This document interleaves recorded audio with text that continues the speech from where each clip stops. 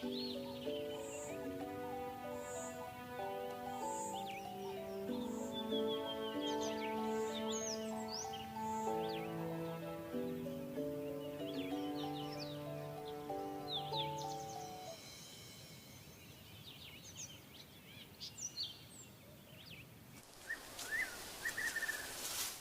may include animal kills and carcasses. Viewer discretion is advised.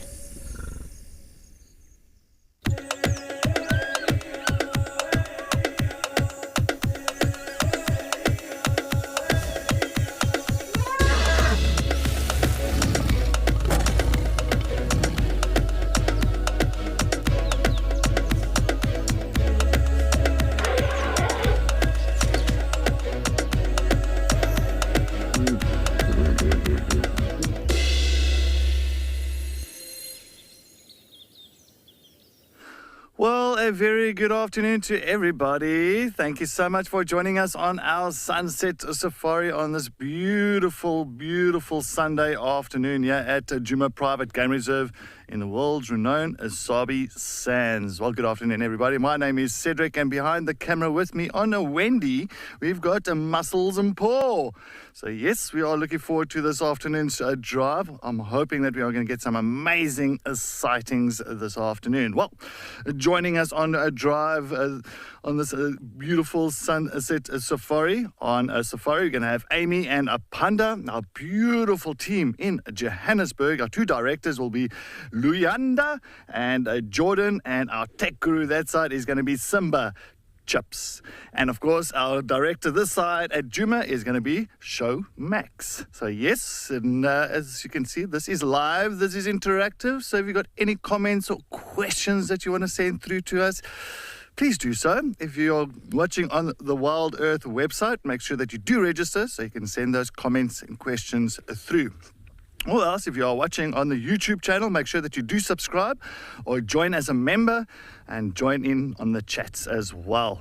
Well, as you can see, I am standing on top of a termite mound. Where am I?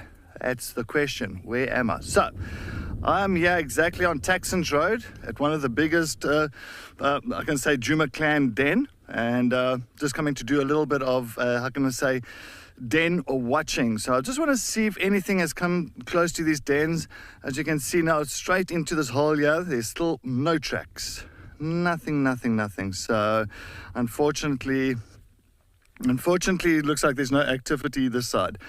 Bill, yes, thanks for joining us always on our safaris.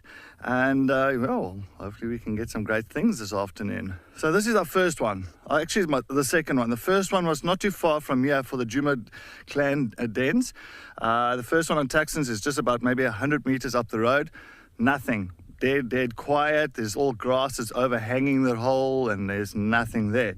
This one as well, as I said, there's nothing inside there. There's no tracks going in here.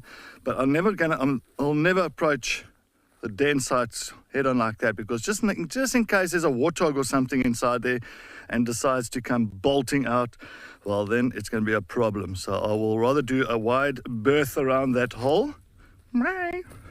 See, maybe a wider one.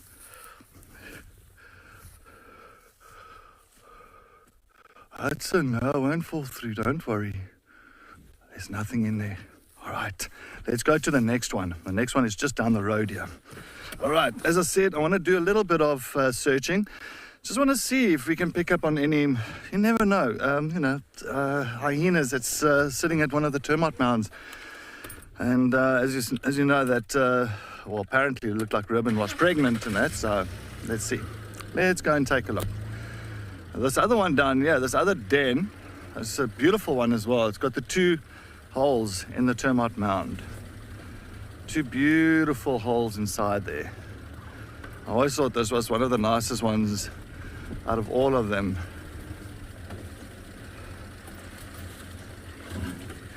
Jelly Bee, it'll be nice to see some hyenas today. Oh yes. I miss the Djuma clan, I really do. I really do. That's why I want to just do all this little bit of a search this afternoon around some of these places here. Yeah, but see, there's not a single hyena track here. Oh, sorry, I just got a branch that's stuck under the vehicle there now. And it's still stuck. Try again. All right, it's still stuck. Hyena tracks coming here. So as soon as I can see there's no hyena tracks here, you see this is the other den site here. I'll just go a little bit forward.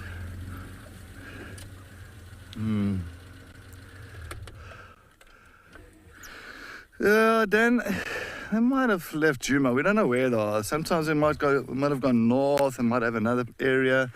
It's difficult to say. So that's the whole idea of doing this little bit of a check around here now.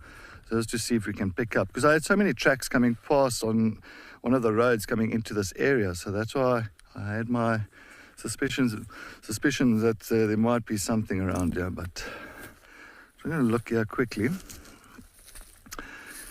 I remember the last time I was here, is that we actually had a family of banded mongoose that was staying inside of this hole. A family of banded mongoose. So it just shows you, maybe if it's not for a hyena, it could be for other things.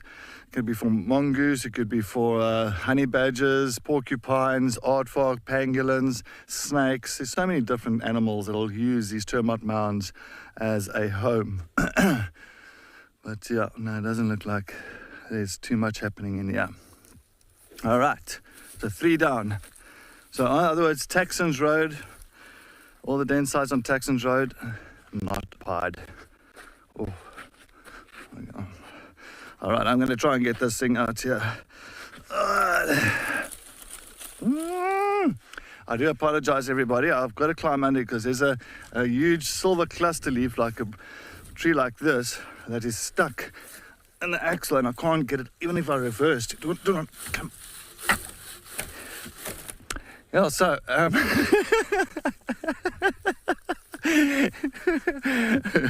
that's not working. All right, let me just see if I can drive a little bit, and maybe it might dislodge. It might just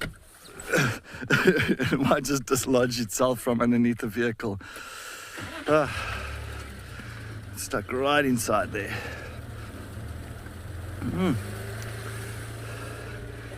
Okay, let's reverse over it.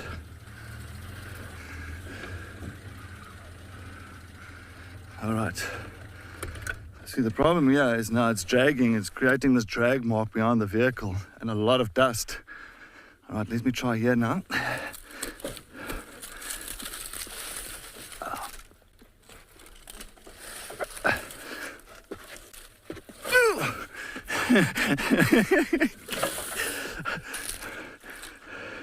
There you go. Bye. I do apologize for that, everybody. Got the branch out. Okay, thanks, Paul. Thanks for the hand there. All right, let's move on. All right, so the next place, I'm going to go to Treehouse Dam, see what's happening around the dam. It's, as I say, there's a very warm afternoon. Let's see if we can find something there. It'd be nice to get some buffaloes coming through as well. All right, while we try and head slowly towards Treehouse Dam, I think let's go and take a look at the weather this afternoon.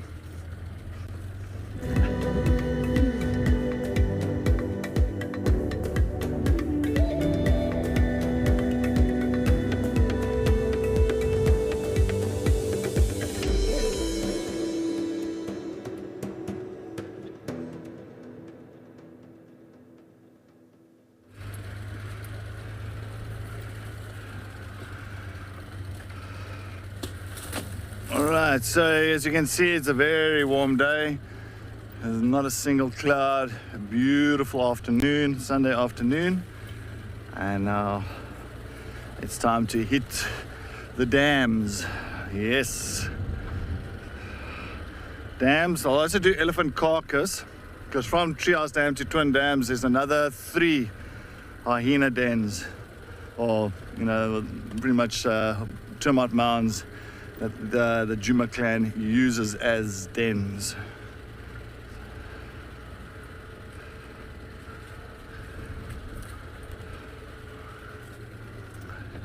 Golden eyes, you're most welcome.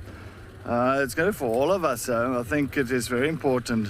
I said I was going to do it this morning, but unfortunately, my plan changed a bit. But yeah, that was exactly my plan for the afternoon.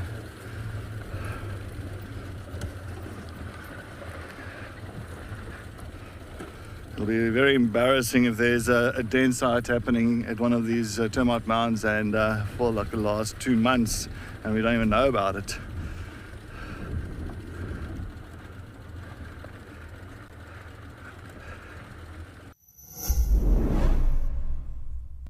On the 30th of April, Wild Earth will be coming off the DSTV platform. We want you to come with us into a more sustainable future. How, you might ask? Well, YouTube is a brilliant way for you to enjoy the live drives. Come to our channel and you can enjoy the live drives for free. Alternatively, join our membership program and you'll get an assortment of other wonderful perks. We'll see you on YouTube.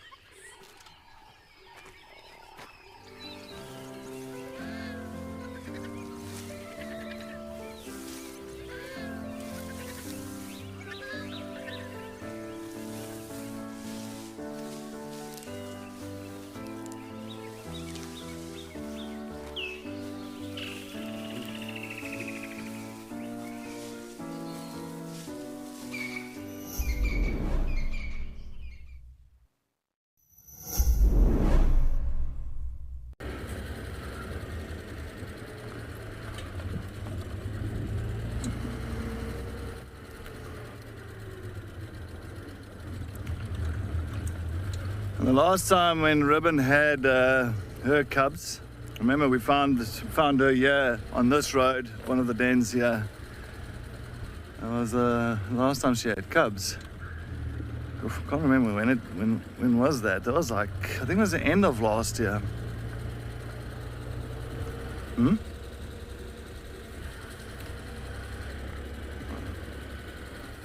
Oh, sorry, my comms is breaking up so badly. Can't hear a thing what's happening. There we go, let's put it there.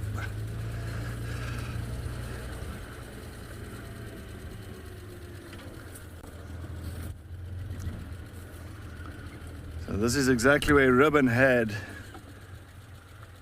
her last cubs, was this side.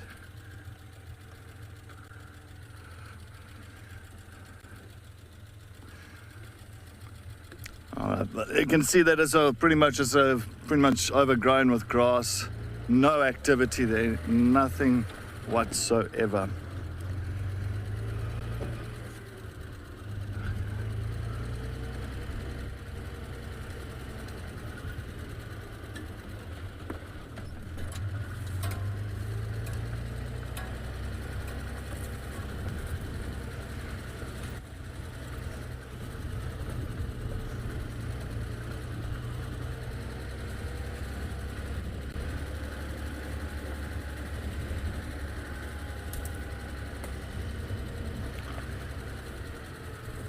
Dean, how many litters of cubs do hyenas have? Oh, no. Well, you can't put a number on that. Because, I mean, the hyenas could have cubs now and they get killed by something. And then, of course, the female, won't take too long until she goes into estrus again. So it all depends on the survival rate of her cubs. So it's the same as lions and leopards. There's no ways you can put on how many times do they have cubs. There's no ways.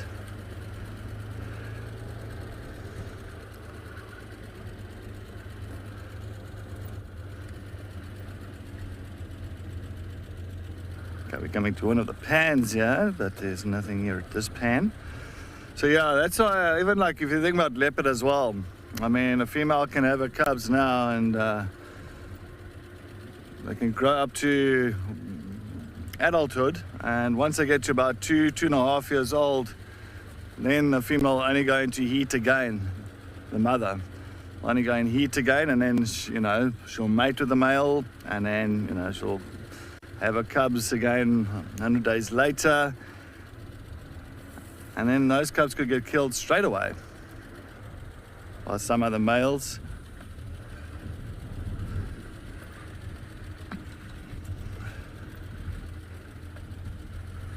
All right, so we are going to go quickly take a look at a clip all about hyenas, and you say it's all about a ribbon.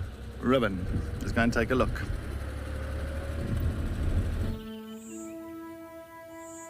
Ribbon was a low-ranking member of the Djuma clan, easily distinguished by the large chunk missing from her left ear. Hyena clans are led by a matriarch, with all subordinate members falling below in the chain of command.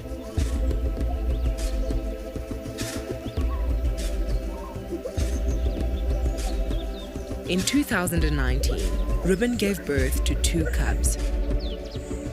Taking their cue from their mother, the cubs were destined for a life at the lower end of the ranking, giving up their meals and accepting bullying. The constant harassment meant the trio moved dens frequently, and Ribbon appeared to have resigned herself to her circumstance. Then the tables turned. Ribbon assembled a gang of fellow low-rankers and executed a coup, toppling the current matriarch, Corky, and taking the crown.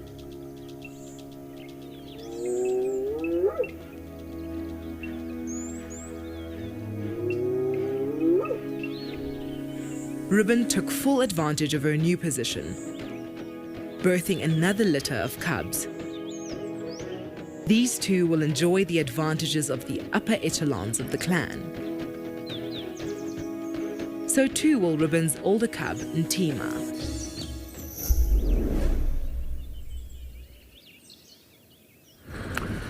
Yeah, what a beautiful female hyena that's, old Ribbon. I think she's one of the most popular hyena around here in this area, old Ribbon.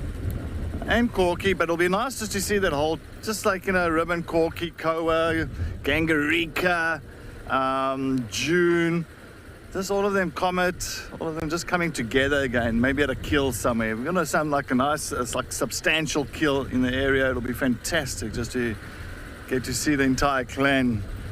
But there's a lot of clan members that's been missing for the last, almost coming over to almost a year now, some of them. Well, not completely, but some of them been missing since last year, I think September, October. And Ndebele, Swazi, Ntima, Heart. There's a lot that's actually gone missing. Oh, wow.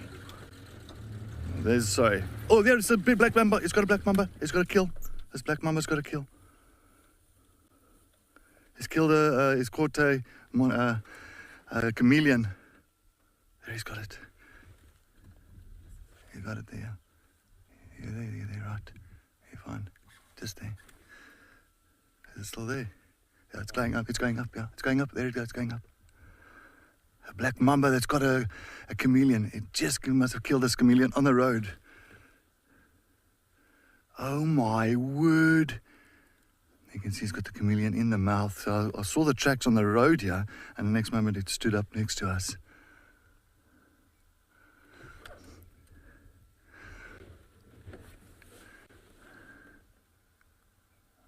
Can you get it out? Yeah, it's going. Poor little chameleon.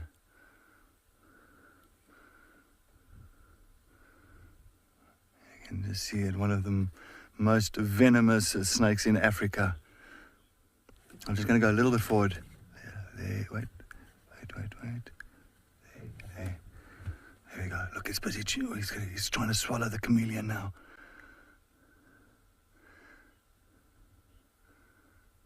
Oh my word, look back inside of the mouth.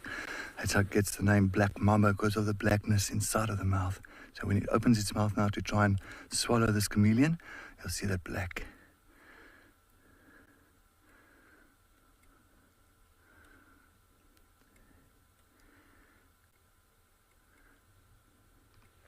Yeah, and that chameleon's got no chance against this venomous snake. No chance. Neurotoxins. I mean, for us humans, it's deadly. Deadly. So for a chameleon, got no chance. And you see he's trying to swallow this chameleon head first.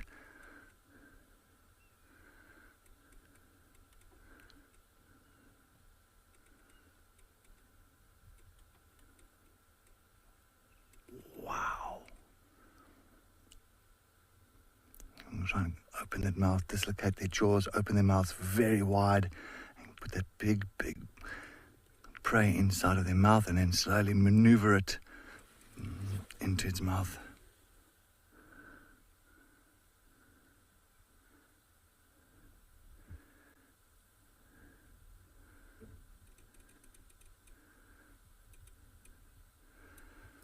And I saw the tracks on the road, and he must have caught this chameleon on the road while it was coming across or something.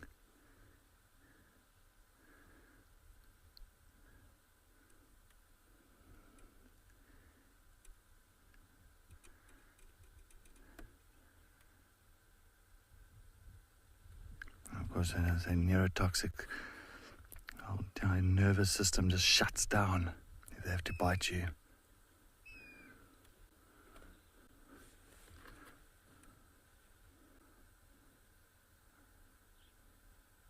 Watch it, he's almost going to finish it. You can see still that chameleon is tickets.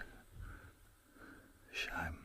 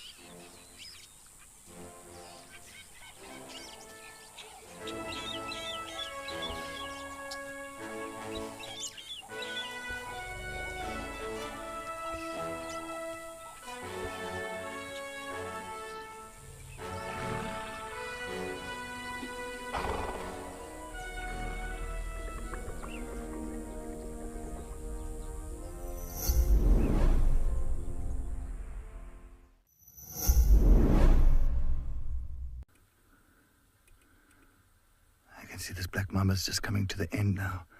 Just trying to get the last bit in, the little back legs of the chameleon and the tail.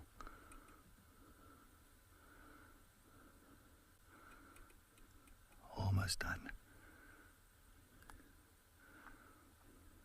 Beautiful snake. It's one of my favorite snakes around here.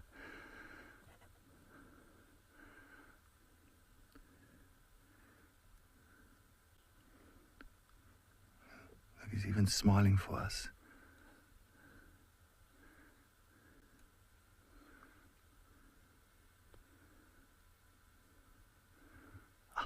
Look at that. Oh, there goes the tail, last bit. And almost done. Oop. There we go, almost in.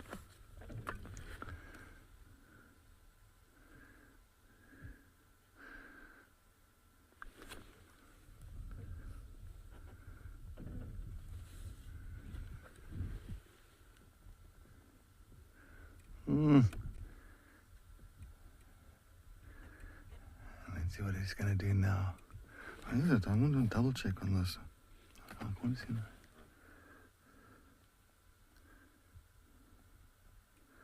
Okay, he's sniffing the air. So always flicking the tongue out like that. On that day they pick up little scent particles on their tongue and then they throw it back over the organ of Jacobson's that's in their mouth. And it just gives them exactly what's happening around here. Wow. Marula's shortcake, it's amazing. Even the snake is like singing to us now and again. He's throwing us a tune or two there. There you go. Oh. This is just incredible. There goes the chameleon. And it was a big chameleon. It was not the smallest of chameleons. And these snakes can get at least to about 2.2 4 meters. So about 4.2 meters. So you can imagine 4.2 meters. That is huge. And they can pretty much lift their body about a third of their body length up above the grass, almost like a periscope when they move through the grassy areas. And it's just watching us. Wow.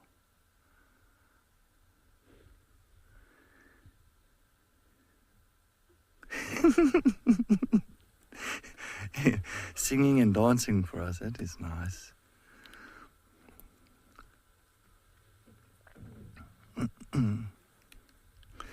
Picky, yes, no, you don't agree. You don't see this every day.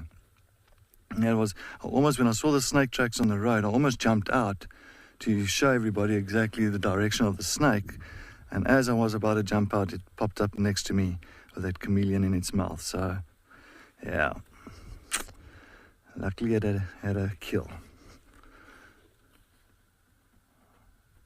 Yeah, it wants to try and get away now. He's like, no, I'm done here.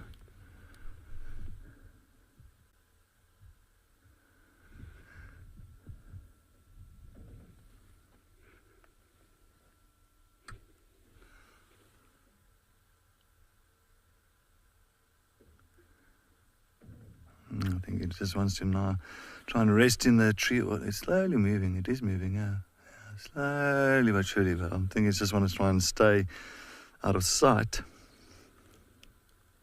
while it tries to digest.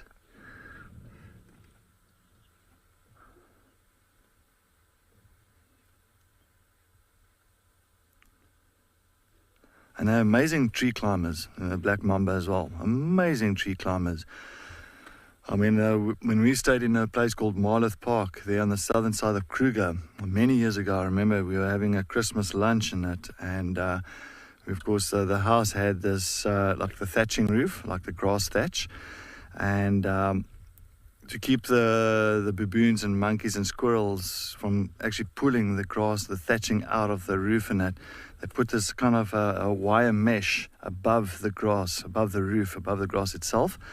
And then while we were busy eating our Christmas lunch, that one here, and between the wire mesh and the thatching grass, right at the bottom, there was a black mamba. But high in the roof, there was a black mamba that was just kind of resting between the two. And it was a huge one. We had to get the people out, the snake catchers, to come out there and to remove the black mamba from the roof, because they are very territorial. So you can kind of catch it and you can just chuck it like maybe 100 meters away from the house. It'll come back again. So you've got to put it in a bag and something, and you have to go far away to release it. Now, I don't believe in killing snakes. I love snakes. Spiders is a different story, but snakes, I love them. They're fantastic. It's gone, huh? Yeah. Oh, there you go. I can just see the head. Oh, it's going out there now.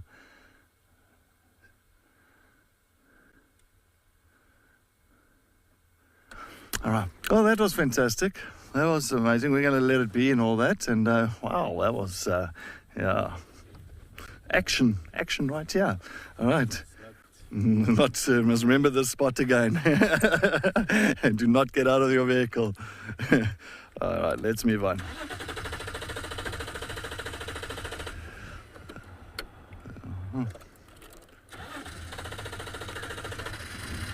Yeah.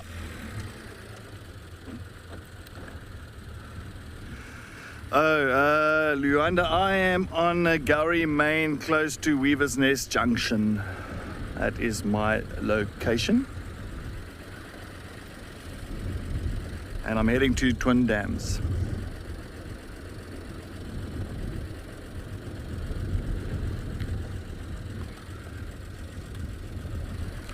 Yeah, that's one thing about the bush. It's always got to expect the unexpected. There's a surprise around a corner. I mean, no matter what. I mean, we would have never thought of seeing a black mamba on drive this afternoon with a chameleon in its mouth. That's like the last thing I would have ever kind of put forward. And well, you can just see exactly what's happened.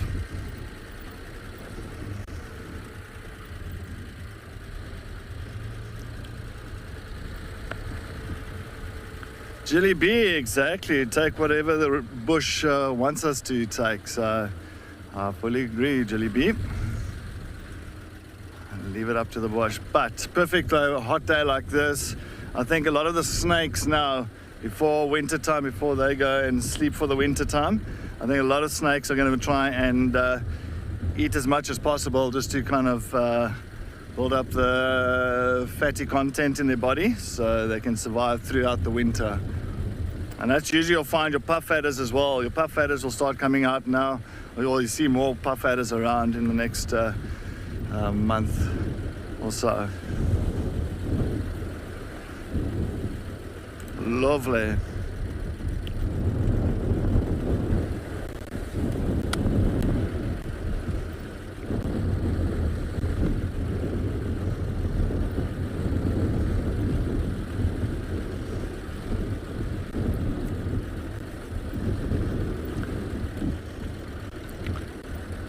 I do apologize. I think Amy is struggling with signal somewhere, and so you're stuck with me for the time being.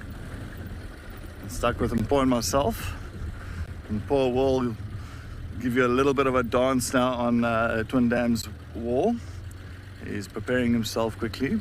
So what song did you choose for that, Paul? You drink enough tea today, man. No, I'm just joking.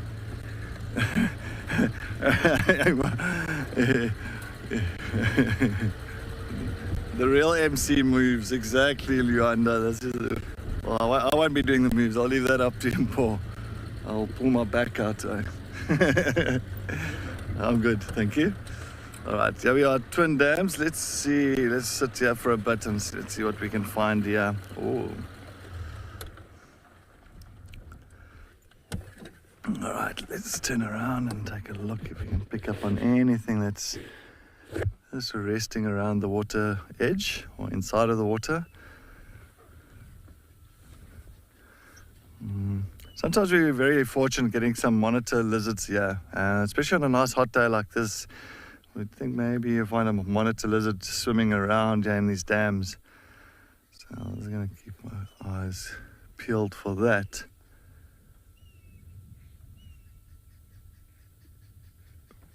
Well, there is an Egyptian geese there. Our old faithful Egyptian geese. It's just next to that elephant dung on the other side.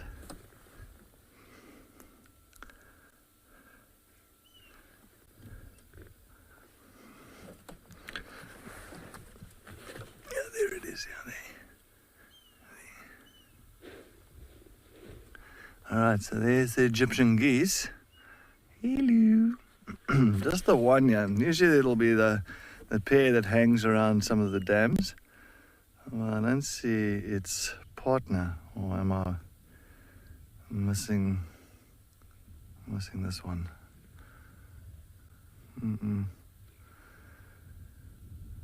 A very, very, very common bird throughout almost Africa, and the Egyptian geese. But they've got the most beautiful little chicks. I always love it when they've got their little chicks with them. But we haven't really had a family for a long time around here. I know we had there at Gari Dam, but I'm not too sure if the chick is still alive or if it's actually fledged from its parents there. No idea.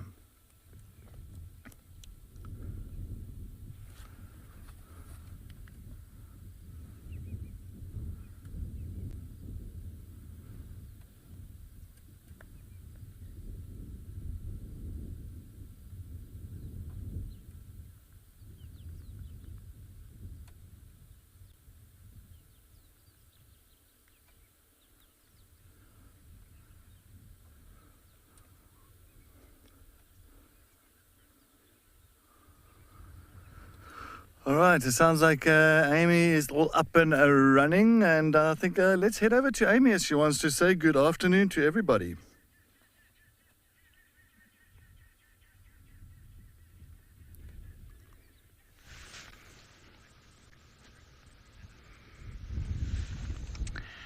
Well, good afternoon, everyone. What an awesome way to start your sunset safari. That is absolutely incredible with that snake and that chameleon, and I can't wait to have a look at that footage a little bit later on. My name is Amy, and behind the camera with me is, of course, Panda, and there's his thumb. And we have been bumbling about and came across this beautiful purple roller.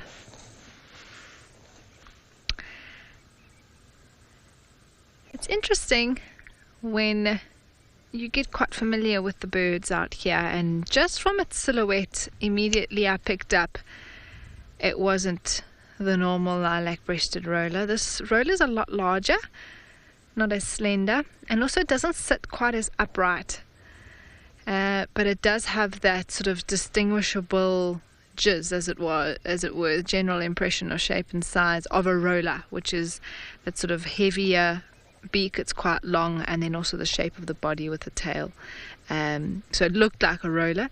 And then I thought, let me check with the binoculars, and I said, Panda, we've got ourselves a purple roller, which is quite exciting. They're not as common, and that's why it's quite nice to see. Our plan for this afternoon, really, we're heading more up into sort of the northwestern side of Djuma. Going to go past, I think, Buffelshoek Dam, have a look at the water holes. It's very warm, and I think a lot of the animals that we've driven past so far have been in the deep shade. We haven't really, so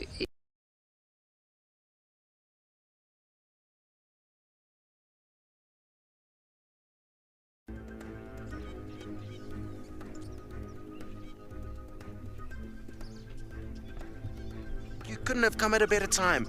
We've got a mother cheetah. She's running into this herd of topi, wildebeest, and zebra.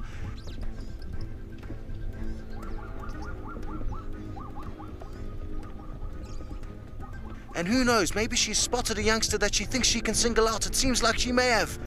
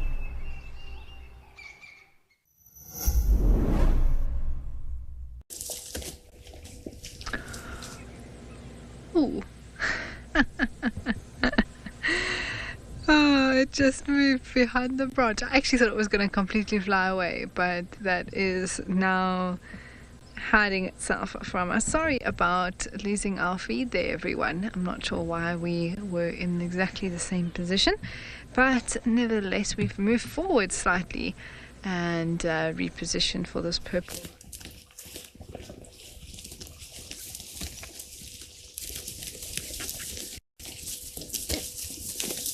I think you lost me while I was telling you the plan for us for the afternoon. And we're going to be heading past a waterhole. Lots of the animals are in quite deep shade at the moment, so I'm hoping that very soon, actually within the next 15 to 30 minutes, I think it's going to cool down significantly and we might see a few more animals coming out and about.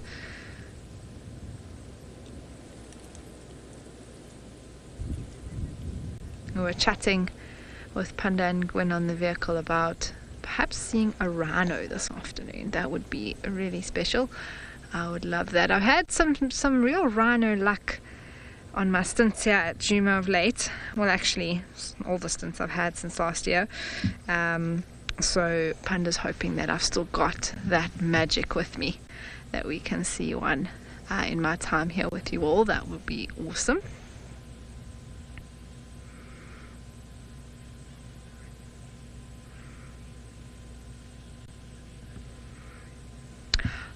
Oh, thank you, Mr. Roller. Mr. or Mrs. They look the same. But thank you for moving out into the sun for us. You can have a better look at him. Oh, Luanda, I didn't catch the name there exactly, but you're looking forward to the sunset safari. That's fantastic. So are we. Off to a fantastic start so far, I must say. Wow. Very exciting stuff.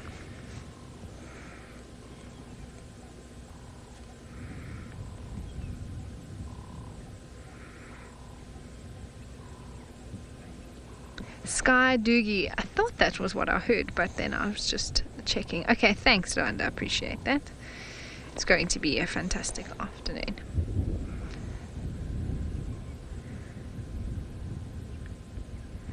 Purple rollers are, let's say, less pretty than some of their cousins, but when they fly, you get that beautiful iridescence of the purple in their wings, which is, they've got sort of a lilac color overall to them, but when they fly you really see that, why they're called a purple roller, and that's the prettiest part of the bird, are their wings. All that beauty is hidden when the wings are closed like this.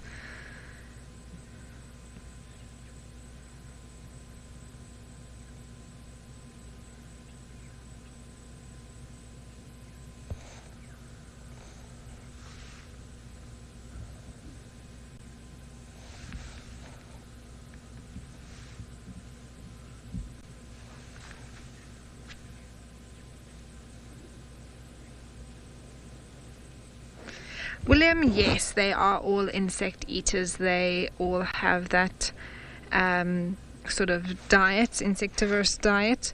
But also, I mean, I've seen a lilac-breasted roller eating a small snake before. So I think that their diets vary from insects to reptiles, all sorts of things, across the whole family. They're quite serious predators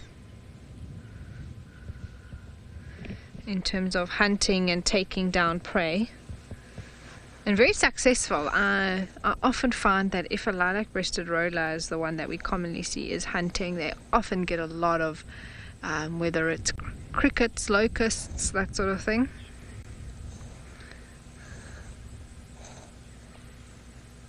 Well, Panda, that one's for you. Well done, hey? Absolutely beautiful, and you can see the plumage, just like Jelly Bee is saying. I love their breasts as there's little white streaks within their feathers.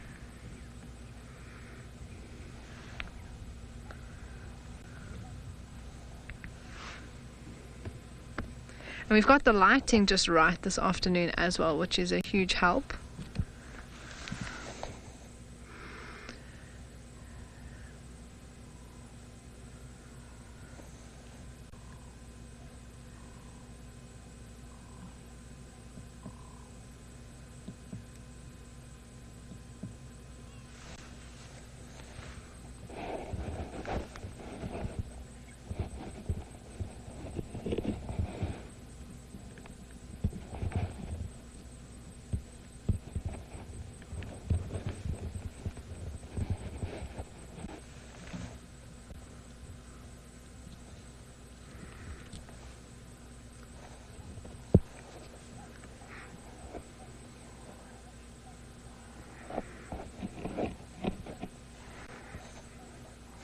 Canine girl.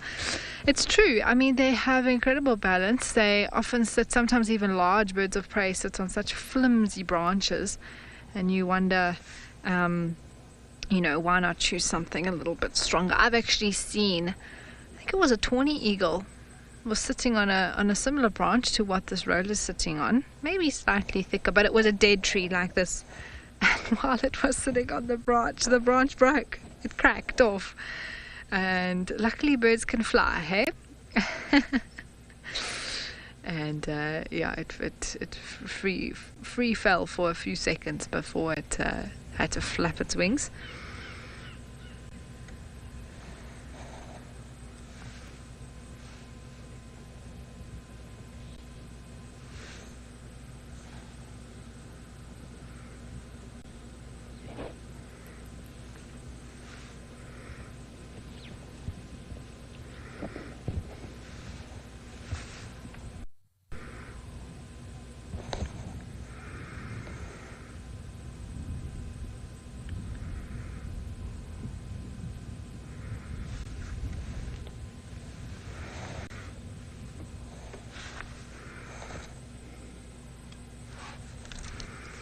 Well, there are also actually some other birds that have landed in the tree here. Some grey-headed sparrows, as well as a southern black flycatcher. That's just to the right there. Now, southern black flycatchers can often... Oh, it's already on the move. It was very brief. Can often be confused for fork-tailed drongos, but they're a lot more slender and very much less of a V in that tail, fork in the tail.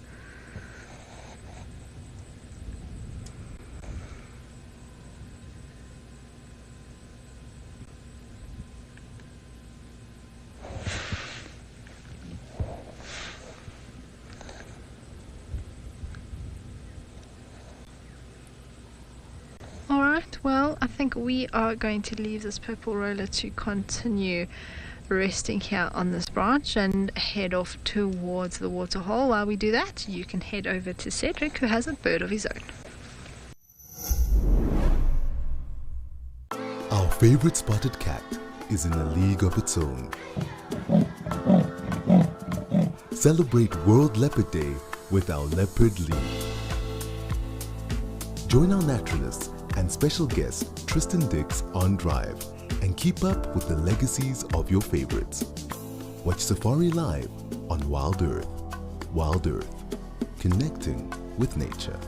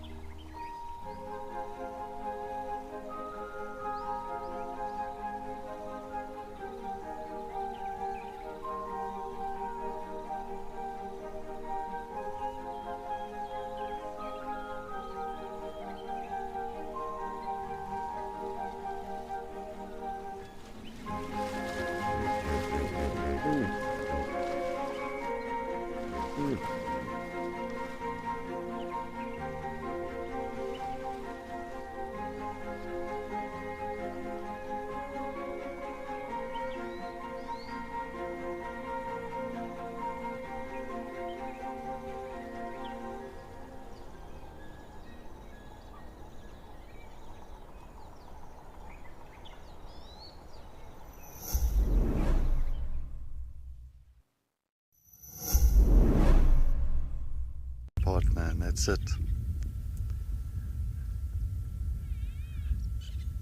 But they got beautiful big talons. And of course, using those big talons when they pretty much come down, swooping down. So if there's a fish that's swimming close to the surface of the water, you'll find that the fish eagle will come swooping down, grabbing that fish with its huge talons and then taking off again. And they've got very broad wings. An idea of having broad wings, so of course it can lift itself up again after grabbing a fish from the water.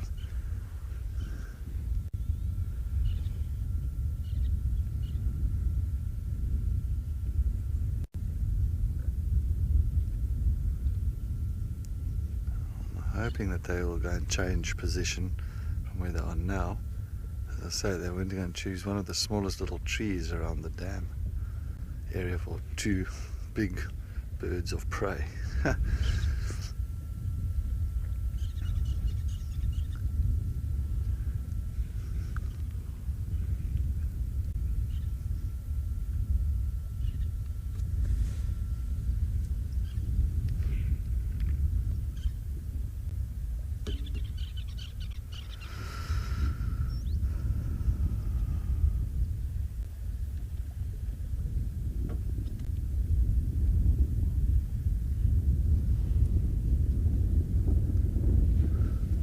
Excuse me.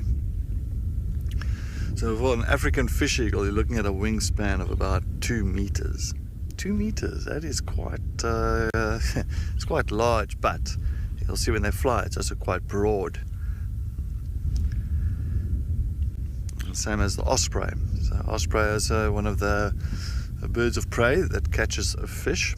Same thing, broad wings. So it can just kind of swoop down, grab something and then lift itself up. It doesn't want to fall into the water. Sometimes it does happen. I've seen it before. I think I saw it when I was at Madikwe.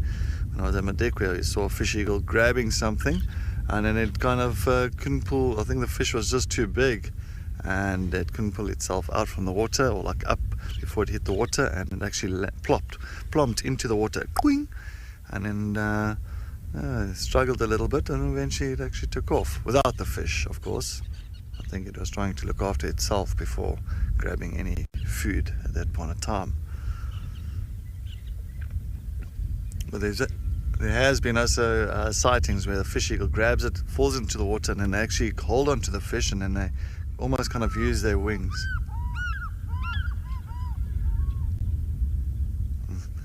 Oh, mating. Oh my word. Doo-doo-doo. Hey? Mating fish eagles. Now that is something that I don't think I've seen maybe many years ago, I think, but wow. There we go. Yesterday afternoon, mating leopards. This afternoon, mating fish eagle. Yep. It's honeymoon season. Yes. Yep.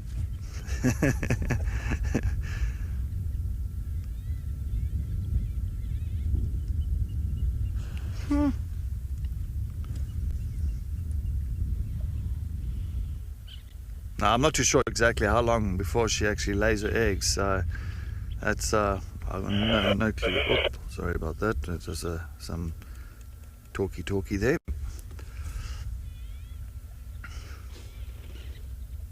So in other words, the one on the left must be the male then. No, he was on top, the one on the left. Yeah, so that's the male and then the female's on the right.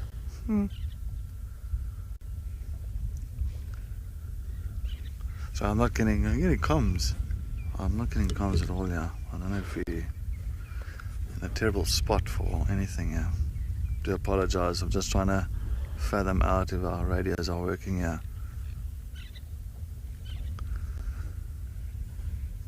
Oh, I just heard Jelly Bee say love is in the air. Love is in the air, Jelly Bee. Yep. Well, they're not in the air at the moment, but it'll be amazing. And they do quite a beautiful courtship. That's one thing I love. Fish eagle courtship. So they'll be flying very high up in the sky, and then they'll actually tumble. They'll actually grab each other's talons, and they almost do like a swinging motion, like a cartwheel in the sky coming down. Oh, it is stunning. I've seen it once like that many years ago there, crocodile on the Crocodile River.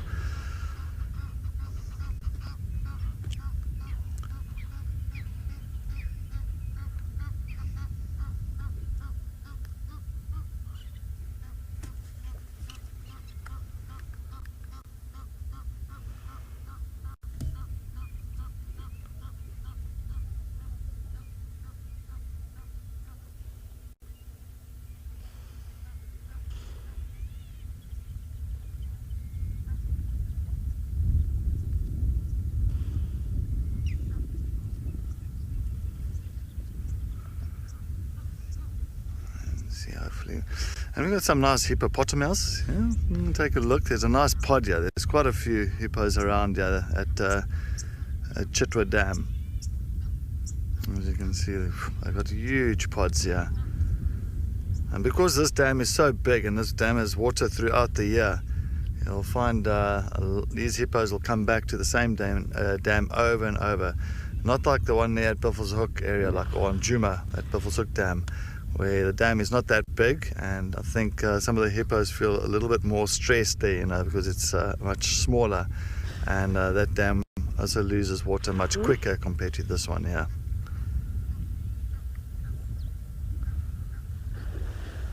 Oh.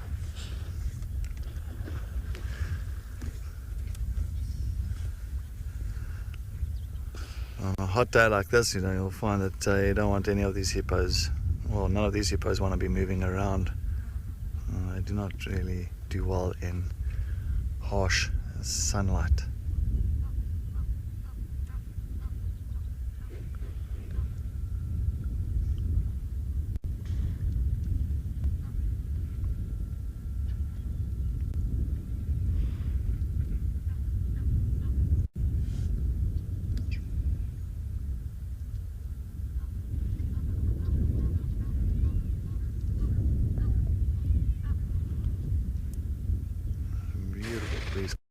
Oh, hello, there's one that's very close to us here. Just went under.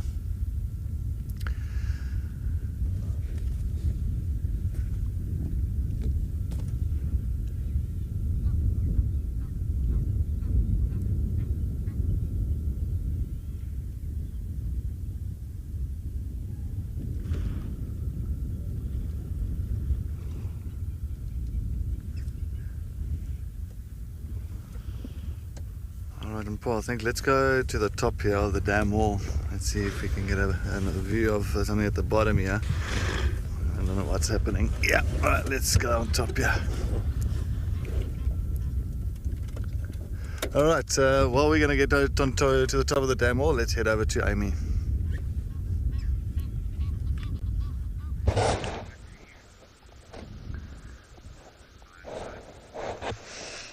Thanks, Cedric. What a beautiful spot to be. I was around there yesterday, and Chitwa Dam is beautiful. But we have found a waterhole of our own with some hippos in it. No fish eagle that I can see, but it's lovely to see these two hippos here.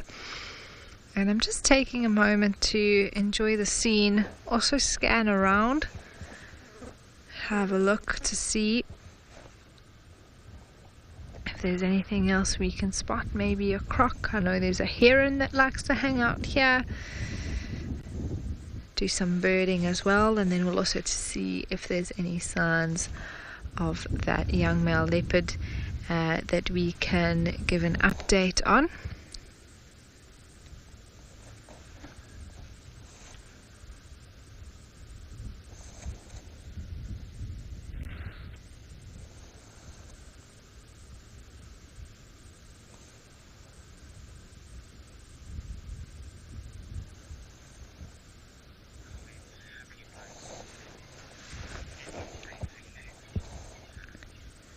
Oh my word, happy Brit, imagine that.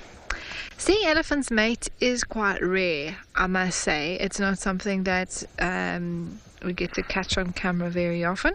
It has happened before.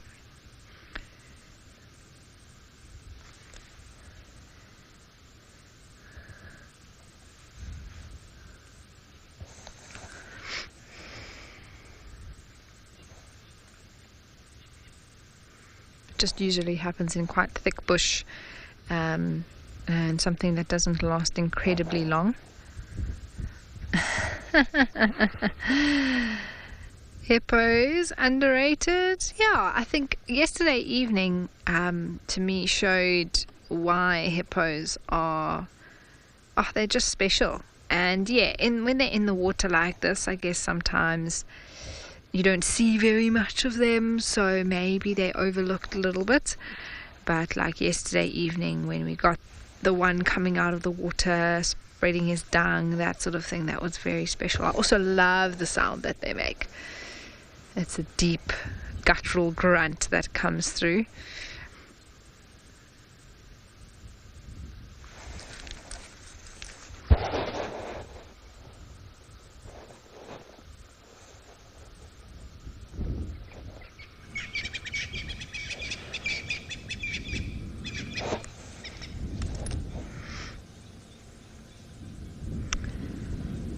There is a three-banded plover just in front of us, Panda, next to that ball of elephant dung.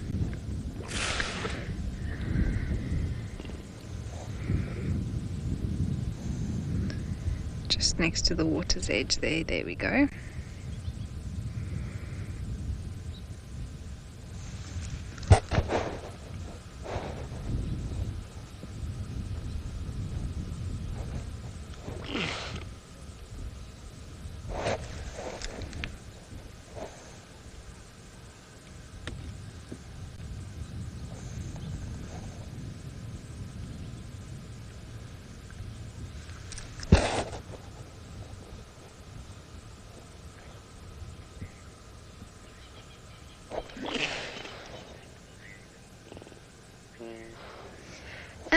Claire, usually not. Usually hippos aren't eating during the day. They actually eat at night.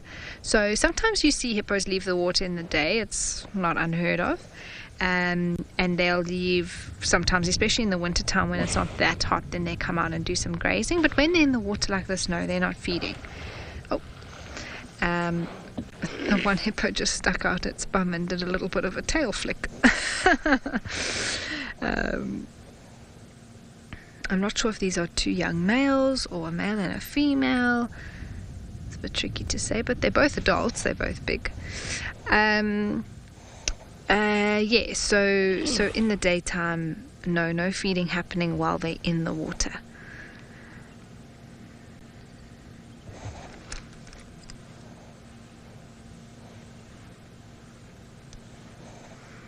I was hoping one was going to call there. They stop. Oh. They're doing a bit of noise.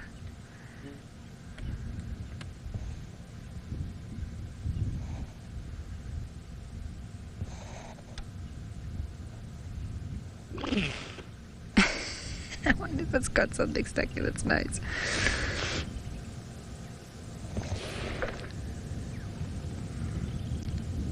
They're very busy. They're very much moving around.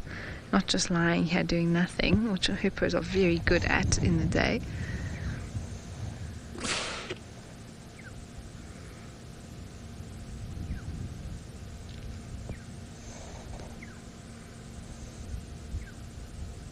I'd love to know what's happening underneath the water. Just need like X-ray vision.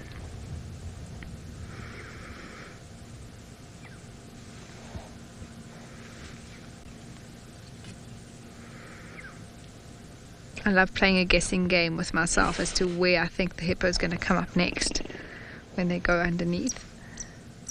Oh, I hear another pied kingfisher in the background.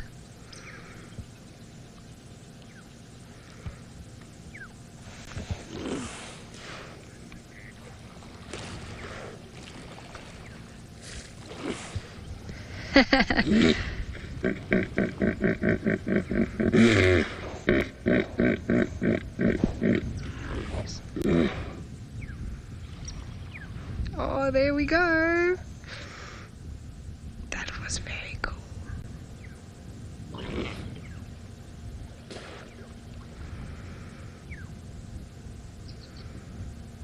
Luanda, who's directing us this afternoon, just said that he has to, whenever he wants to photograph a hippo, he needs to play that guessing game as to where they're coming up.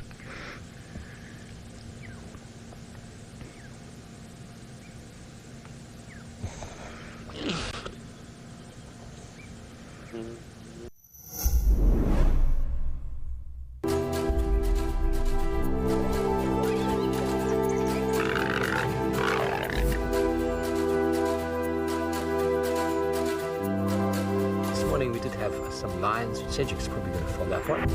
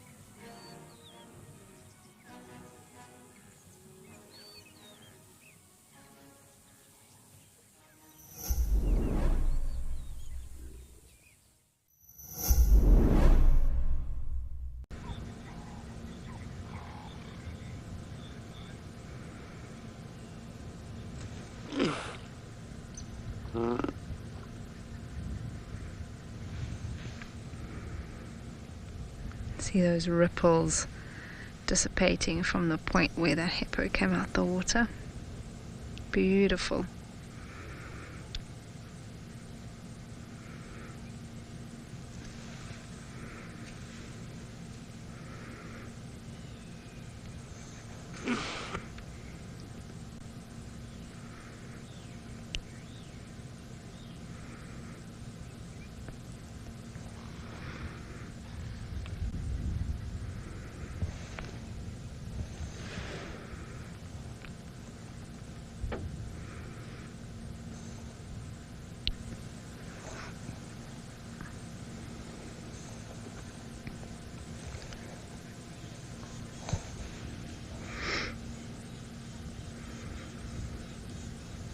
From here we're just going to have a little look around, maybe peep our nose into one or two spots.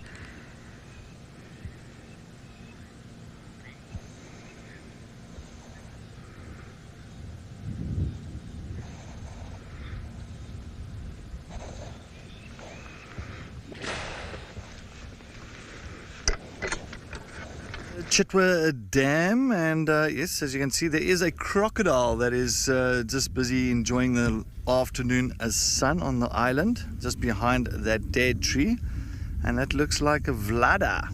So there's two crocodiles that hangs around here at Chitwa Dam. Got the two big ones. Well, there's more. I'm sure there's still small ones around here, but the two big ones is vlada and Boris. And Boris is a crocodile without the tip on its tail, and then of course a vlada is this one, the other one. So enjoying it. I don't know, lying on the eastern side of that island. I would think maybe we'll move to the western side. That's where the sun is shining, just to try and get as much sun as possible. We call them the solar panels of the bush because they need the sun to get that energy, to get that mobility, and just to move around. Unless this one's had enough sun for the day. You never know.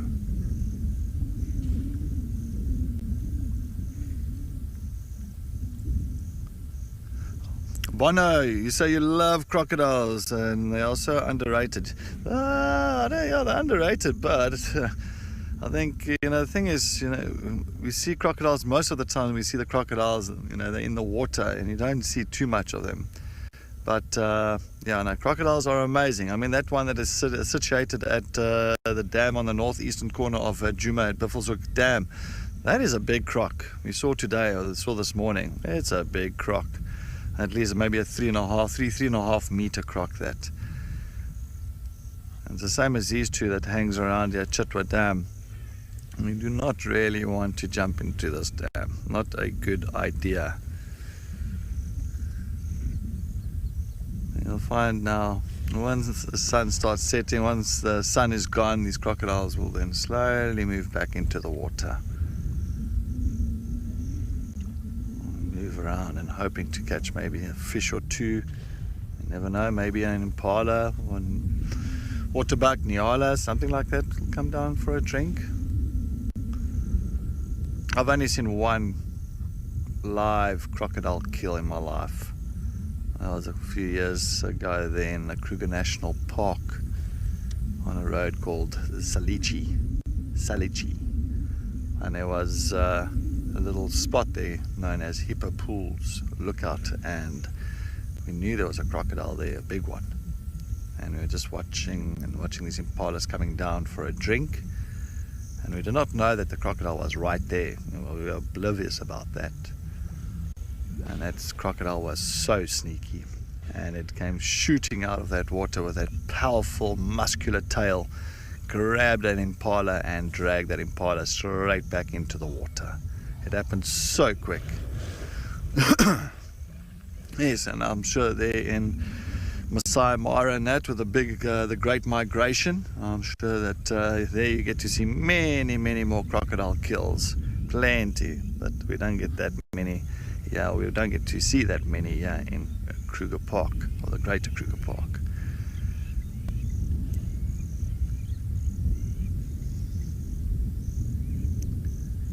African Sunset, you say you're loving the sightings for today. Yes, it's been fantastic.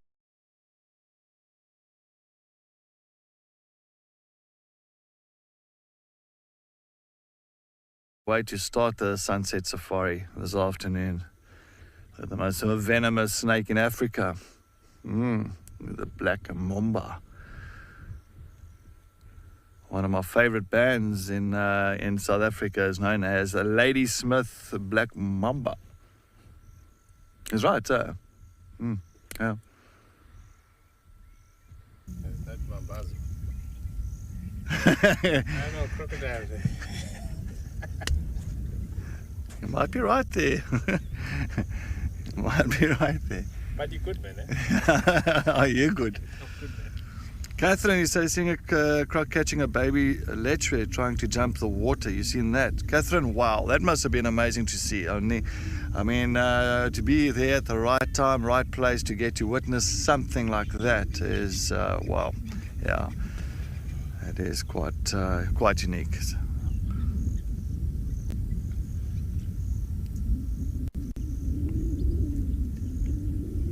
Right, so we're not going to stay here for much longer. We're going to slowly start moving back to Djuma. We're going to go and see what we can find along the eastern boundary of Djuma. I just want to see if Tlalamba hasn't crossed over into Torchwood, because I know she was pretty much hugging the eastern boundary of Djuma this morning. So I think that's my plan of action very shortly.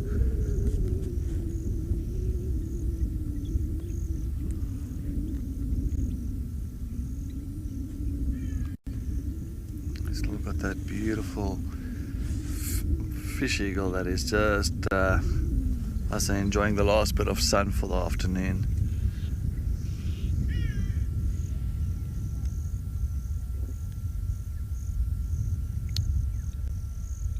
The real Shamwari. The real Shamwari. Feels like I'm on the back of the vehicle with you guys. Oh, wonderful. Yes, well, it is the largest safari vehicle in the world, and it's nice having you on board with us. And well, hopefully we can get some amazing sightings during this afternoon's sunset safari. Well, let's cross fingers and hold thumbs for it. But anyway, let's go take a, while we're sitting here at the Chitwa Dam, let's go and take a look at all about Chitwa Roland. Chitwa Dam is the biggest dam in the northern Sabi Sands, formed by a dam across the Molwanini River.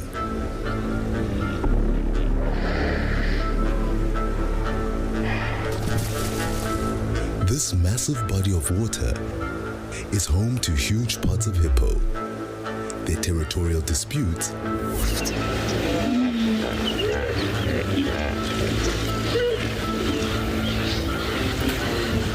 and their playful antics.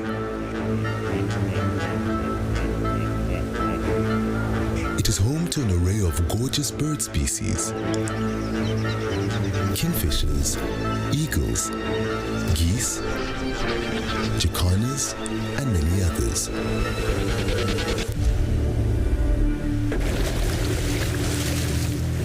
It is also a refuge for creatures seeking relief from the heat or to quench their thirst.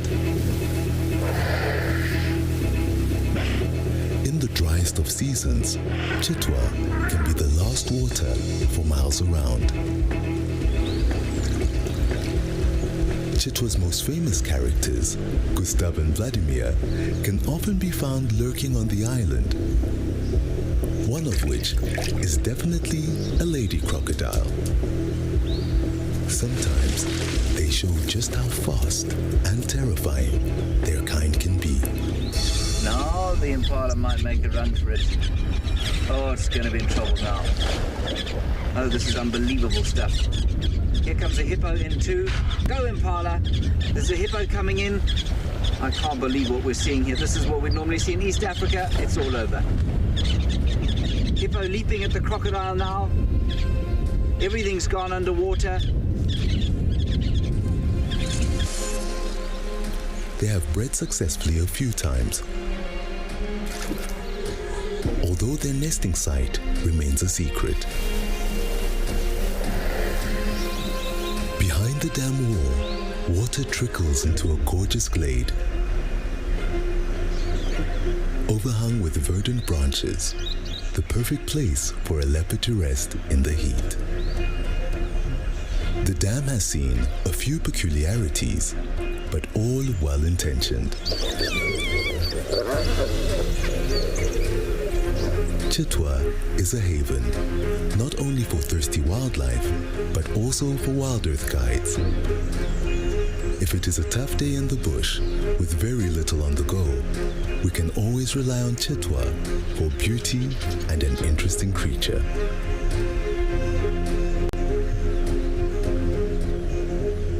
It's a slice of paradise. I love Chitwa, and I'm not trying to advertise it in any way, shape, or form here. I just think it is really a stunning property. I'll just give you one more view of the body going right over to the east, and you can see how far back the dam extends. I've had some of my most incredible sightings here.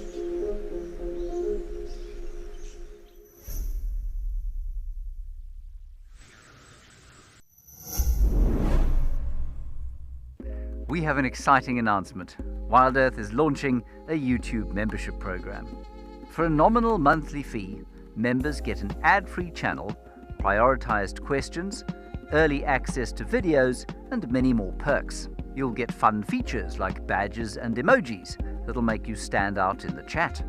YouTube memberships will help us to continue with our mission of connecting people with nature while giving you access to lots of our amazing content.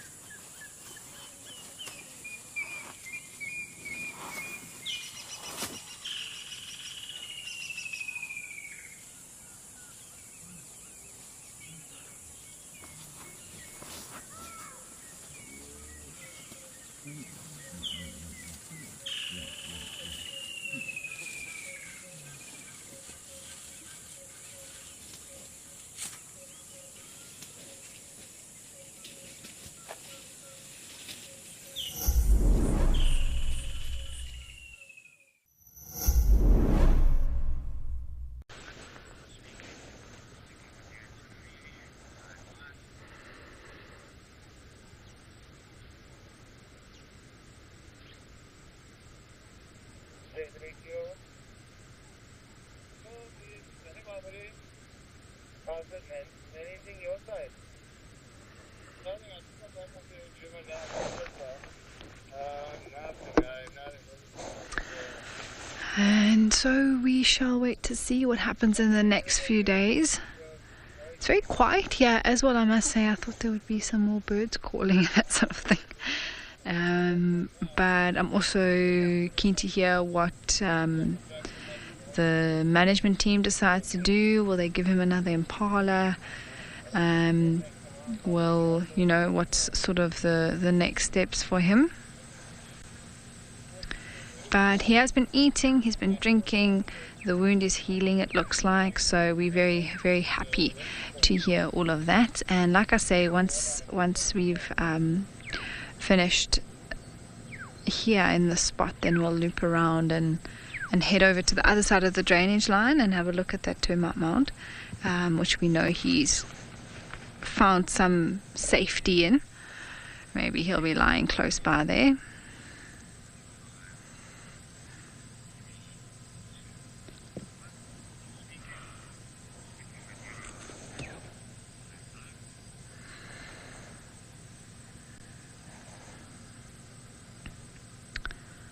Right, well, no signs of this leopard here at the moment, everybody. Listening, looking around as well for any movement. Paul, no, that's exactly one of the reasons why I came here, was to check that and also see that there was an impala hanging here yesterday, I think. But it has gone now, so I don't know if he fed on it or it dropped out, or that kill's is on the ground now somewhere that he's dragged it off to. But I don't see any even remnants of a carcass in this tambuti tree at the moment.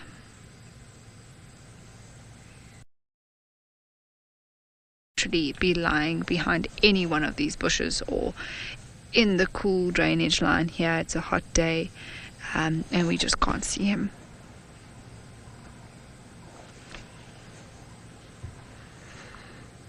Most important thing for him is to stay out of everyone's way. Being so vulnerable, he doesn't want to come into contact with another leopard, lions, even hyenas. He really wants to just keep as low a profile as possible.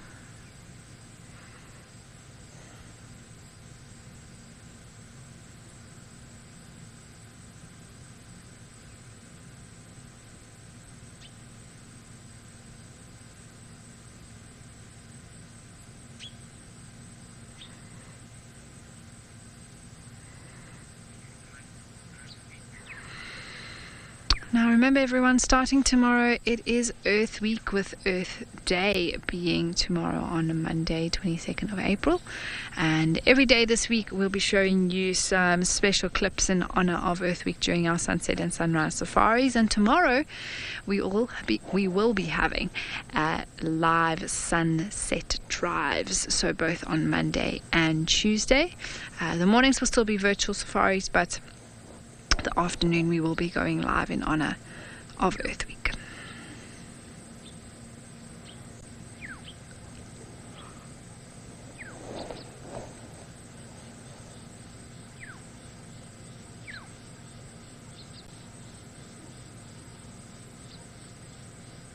Alright, I think we are going to try and make our way out of this spot. It is a little bit tricky, and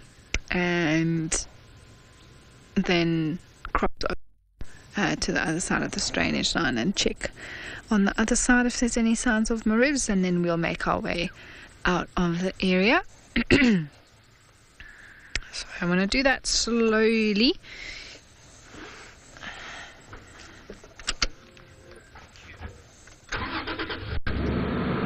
Ooh. Kim, that would be amazing. Just mind the branches there.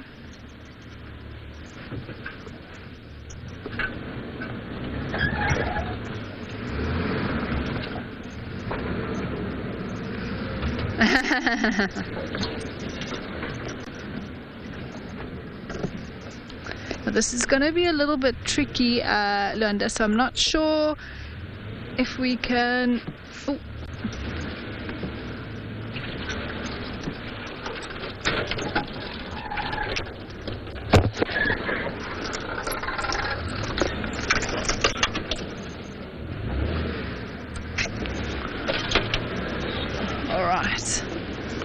we've made it. I also have some leaves in my hair, but we've got it.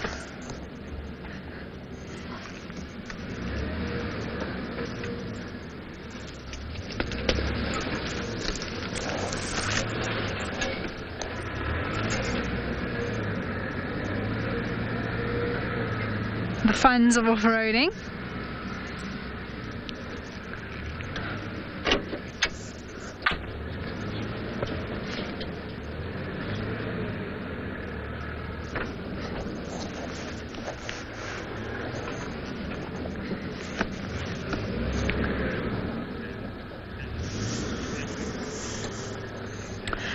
Alright, while we continue to make our way out of this area, let's head over to Cedric for an update.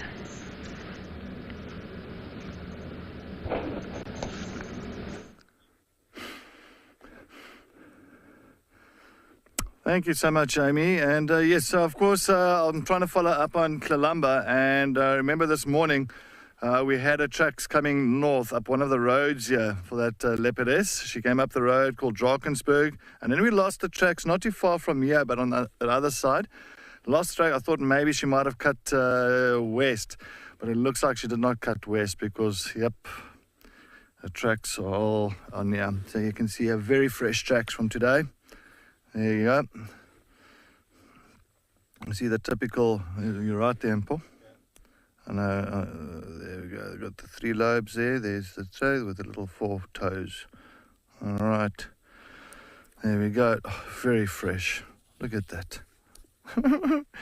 All right. Well, she must have noticed this wasn't too long ago, this. Because she come through this side. And yeah, all along. All right, so she's gone straight into Torchwood. So this is a property called Torchwood. And it's on top of all the vehicle tracks, everything. I'm just going to go a little bit forward here. So I don't want to see these other vehicle tracks here. I do apologize.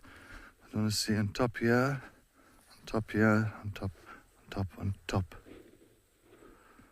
And in. All right, so what she usually does, she'll go in from here, she'll come in, and then she'll actually shoot all the way around, and maybe she'll come out that side. So I think let's go a little bit further north and to see. But she's had cubs before in Torchwood. You must remember, she's had cubs before here on the northwestern corner of Torchwood. So let's see what happens. All right, let's continue driving up. Let's see if we can pick up on this female. And of course this Luyanda, because we're not allowed to traverse into this property, so we can't go and look for her here. Only way is if she does decide to come back again. And she usually does that. Well, let's go and look. No, why go into Torchwood? Why? Why? All right, well, we'll just go slowly up here. And so, a lot of smells from those black dam males, because apparently they went in here as well from yesterday. They went in that side, and we're seen inside there. So, hoping that she picks up on the scent of the lions. Is like, okay, no, I'm not going there. I'd rather come back to Juma. That'll be nice.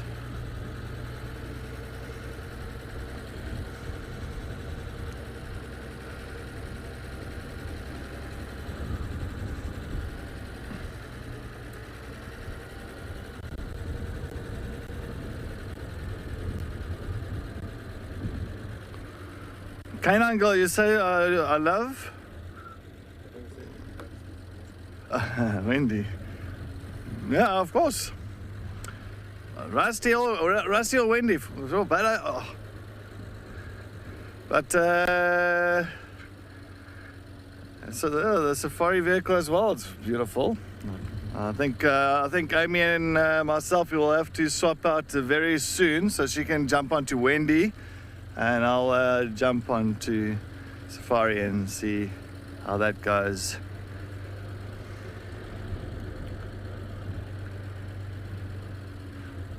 I think James will be just a little bit nervous for me being on the new cruisers because you can imagine, I think for flat tires and scratches. Well, look, you know what? Amy's already got the badge. She's already got the badge for the first flat tire on Safari, so yes.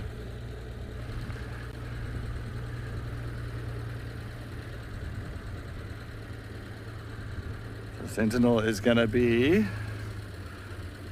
Oh, I think Sentinel will be a nice vehicle to drive tomorrow. Yeah, so James said she's supposed to get lashes at noon yesterday after getting that flat tire.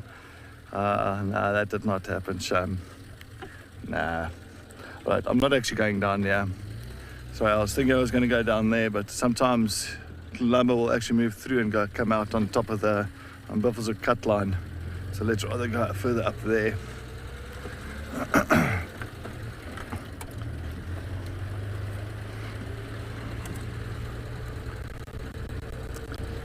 Yeah, it's going to be nice to drive in a bit of style. Of course. Looking forward to it. Paul and myself will be owning it tomorrow.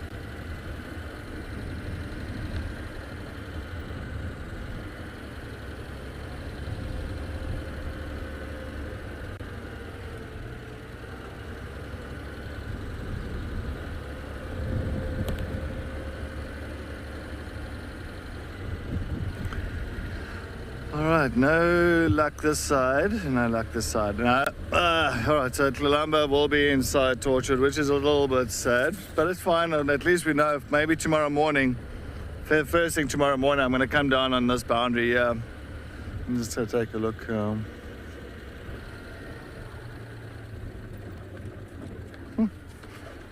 Okay, let's see here.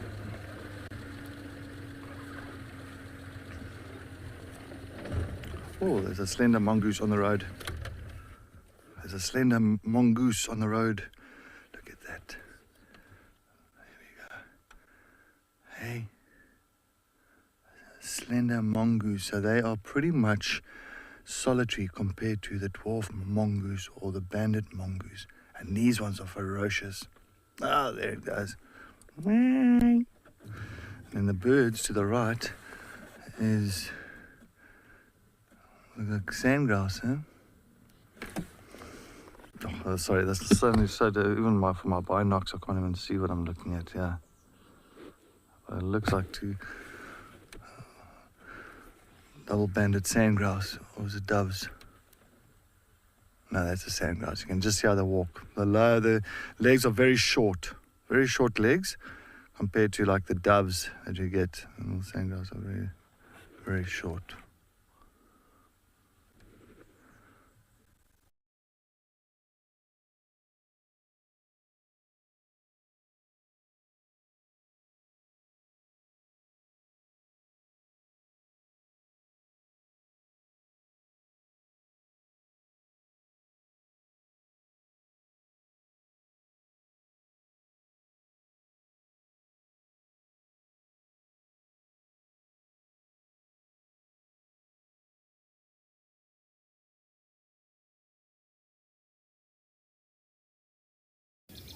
It does look a little bit on the tired side, doesn't it? His eyes look very, very exhausted. Oh my goodness. Oxpecker, you're almost the size of that impala's head. Be gentle. Just be slow. Still learning. Here we go. Getting another spot that the impala can't often reach. Right near where the horns is just starting to push out. Oh, that's beautiful. Oh, it's a little one. It's a juvenile. And it's also joining the party, waiting for somebody to feed it. Yes, flappy feathers. Oh, shame. I can't get rid of them. Look at them, like they're having an argument. No, you leave me alone. I said don't go there. Shame, little one. You might have to buck and rear to be able to get those birds off. Holding on nice and tight to your fluffy fur. Hi everyone, welcome back. Sorry about losing Cedric's feed there, but you have headed straight over to me, which is great. And we have now left the area there around Buffelshoek Dam. We looped around to the other side. We checked the the other side of that Tomboti tree as well as the termite mound, and he may very well be inside that termite mound at the moment, but no luck with Marips this afternoon. But we gave it a and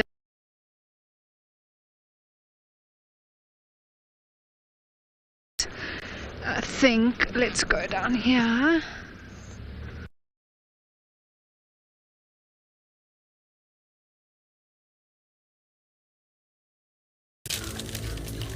She goes. She's hoisted. Listen, you. Oh, careful. Oh, she made it. She's just gonna make sure that thing doesn't slip. Oh my girl, you go. Come on, girl. You're doing so well. Come on, girl, you're doing so well.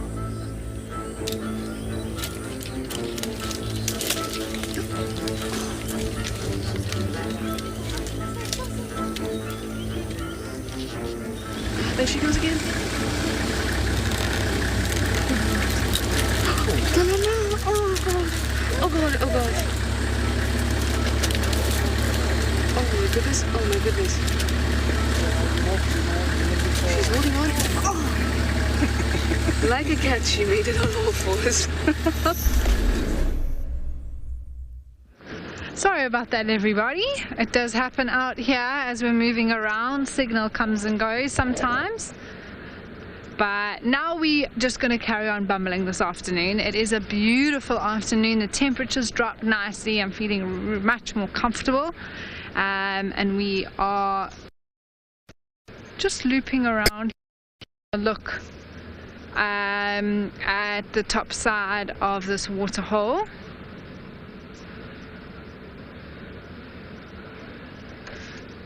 The sky is also looking really pretty.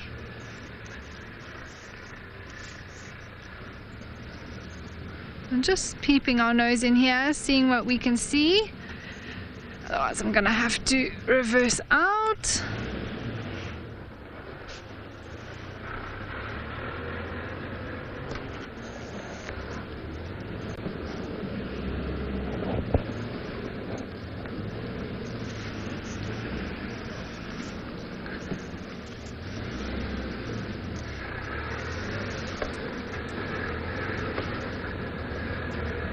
Would be lovely to find something like zebra, giraffe, anything really in this beautiful light is just stunning.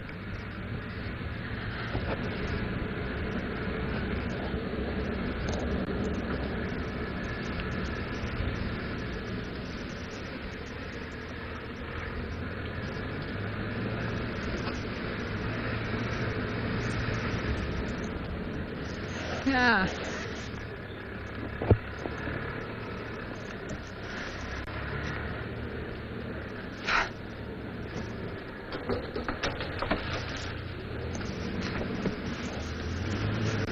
It really is that sort of golden hour here at the moment, and just wanting to get back onto a normal road.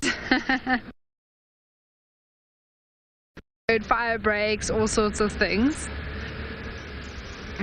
So I think I'm going to head up to one of our main roads, and then I can get into a different area of Djuma entirely.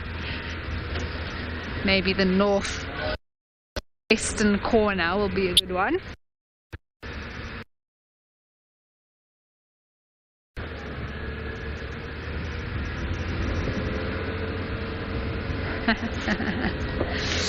Absolutely, and it's still going, which is the most important thing.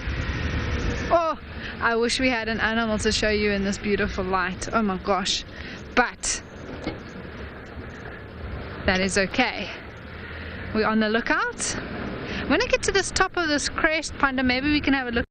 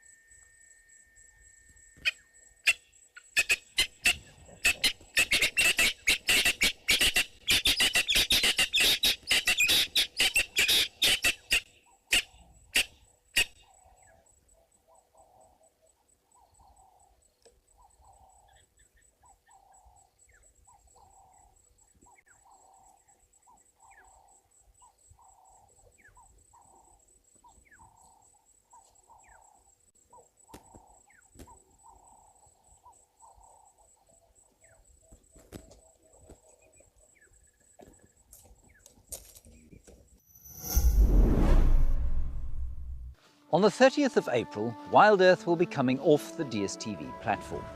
We want you to come with us into a more sustainable future. How, you might ask?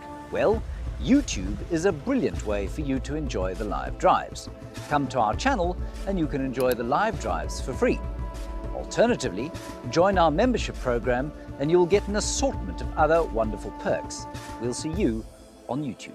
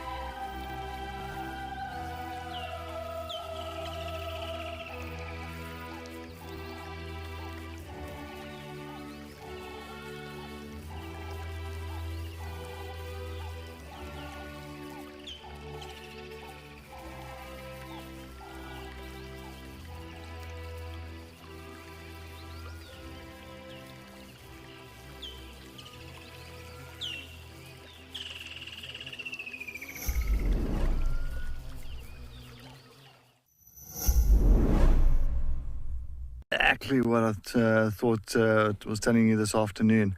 This time of the year, slowly but surely, the puffies will start moving a little bit more, trying to get something before winter time, before it gets too cold.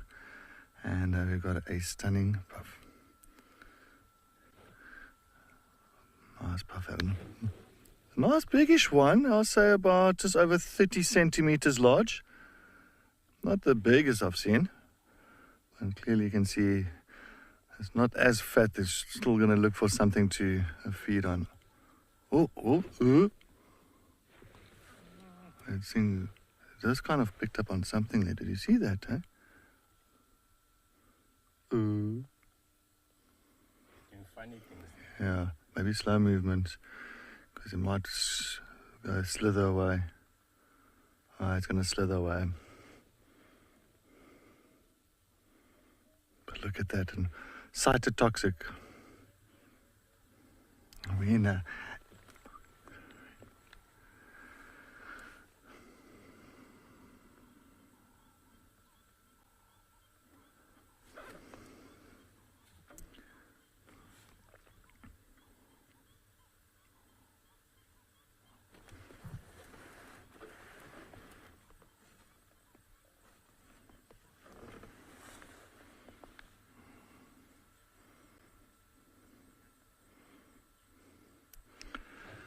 of course, a puff adder, also a very, very venomous snake, but not like the black mamba. Black mamba is neurotoxic. Now, the puff adder is cytotoxic. So it is the venom of a puff adder attacks the tissue damage toxins or venom. But look at that. So they don't do like the normal black mambas and the cobras in it, where they pretty much do like a winding from side to side. You'll see with the puff adder, using all the ribs and the muscles to move in a straight line. Look at that. Isn't it beautiful? Look at the pattern on it. It is absolutely stunning. And they've got hinge fangs. So their fangs are hinged back, and when they open their mouth, it comes forward. To give you a nasty bite. And one of the most common bites around here of snakes is from a puff adder. What camera work by Muscles and Paul. Look at this. Also looking for any rodents, maybe chicks.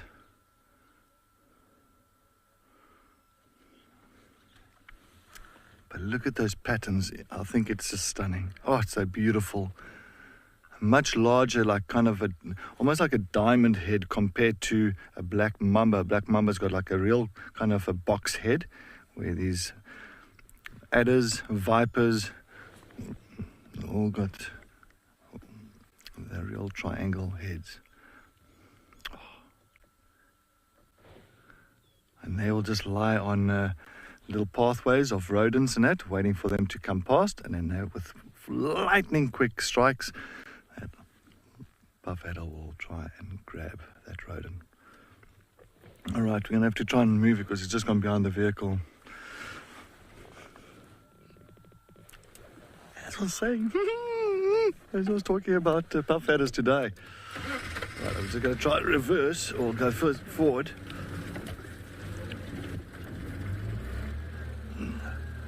Mustn't bite me.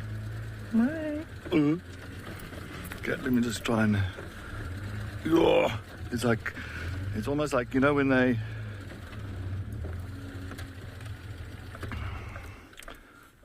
Oh, no, sorry. My apologies.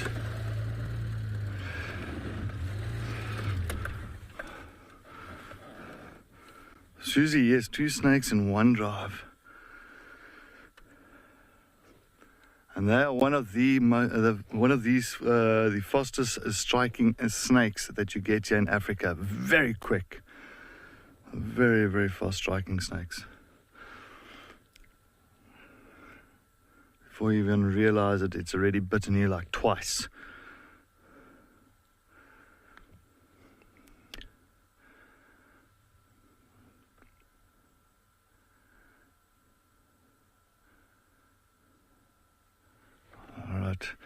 All right, we're going to leave this snake to its things.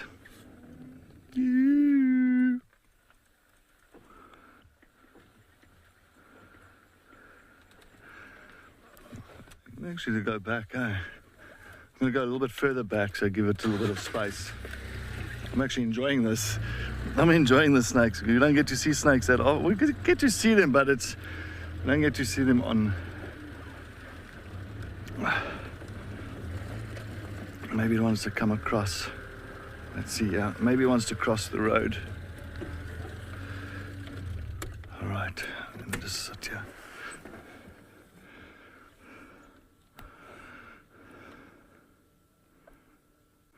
Why did the snake cross the road? To catch a rat on the other side.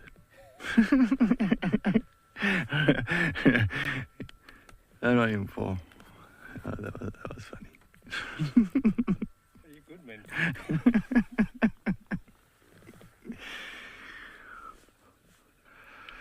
Yeah, no, I have seen larger puff adders than this one. As I said, this one is about just over 30 centimeters. I've seen one at least twice the size of this. Very thick. But trust me, don't let size fool you, because sometimes the smaller snakes here, they could be also very venomous.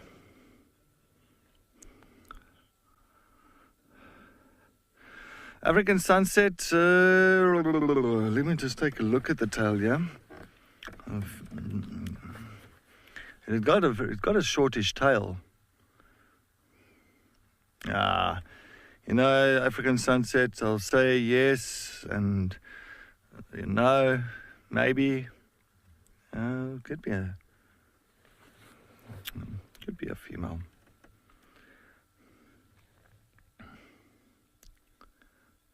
I'll leave it to you to decide on that one.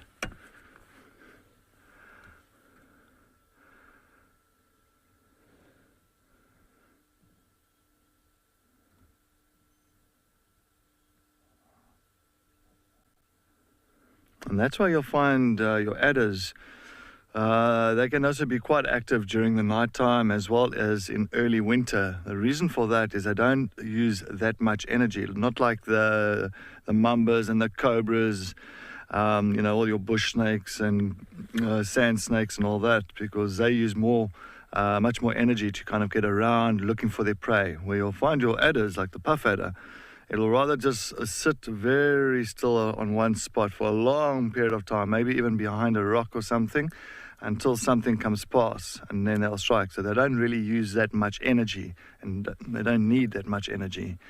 So that's why you'll find them also quite active at night time and in the early winter.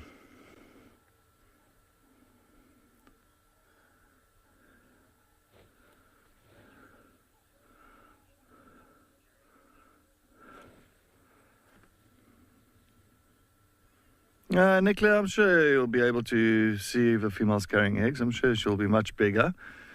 Look how it's going very quickly now. It's almost like a large slug. But how nice is that patterns, how it moves on the side of its body. Just using all the ribs and the muscles moving across in a straight line. Almost looks like little legs. It's walking, like a little millipede. It's walking. It's amazing. Wow, what a sighting. And off it goes.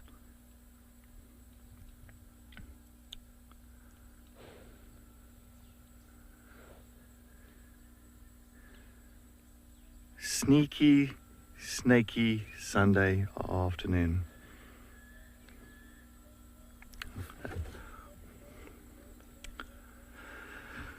All right, well, we're going to continue with our adventure here on the northern side of Djuma. Let's head over to Amy.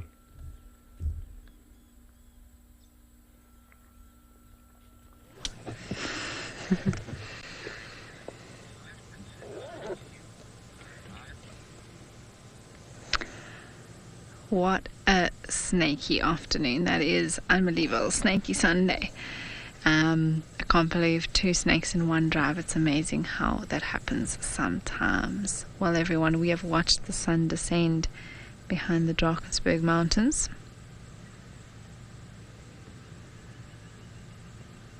And now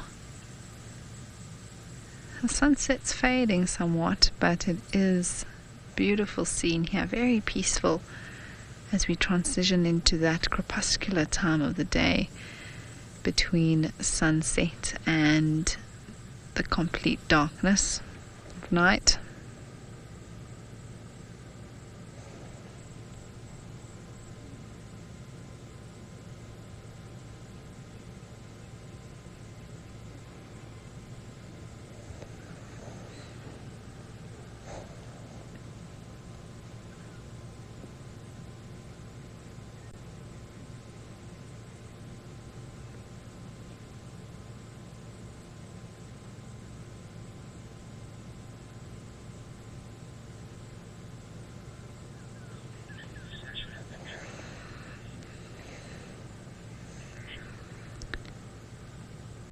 It is indeed, Sasha. I'm so glad you think so. I'm sure there are many others that would agree with you.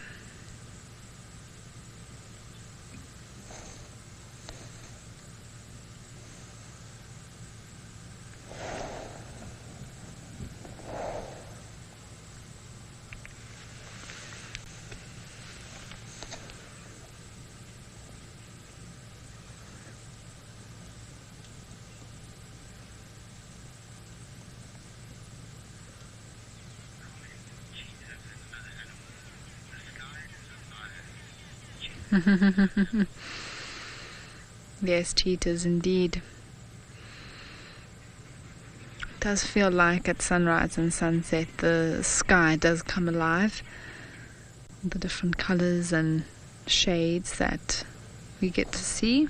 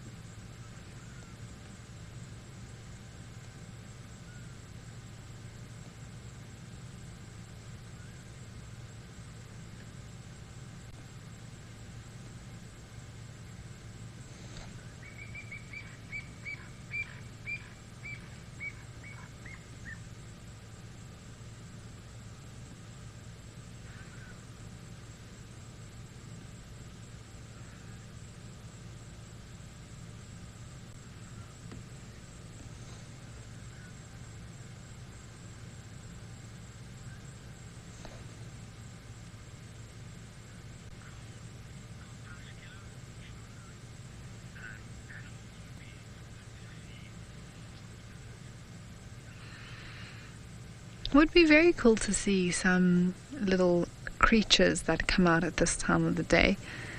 Maybe some jackal. That'll be cool. We're going to carry on down this road, head towards some more open areas, which is always a great place to see some crepuscular animals, which are ones that come out at dusk and dawn.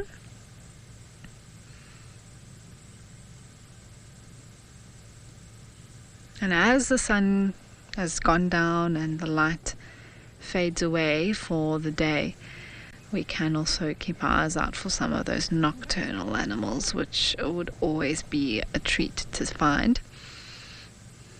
I'm still on the hunt for a white-tailed mongoose.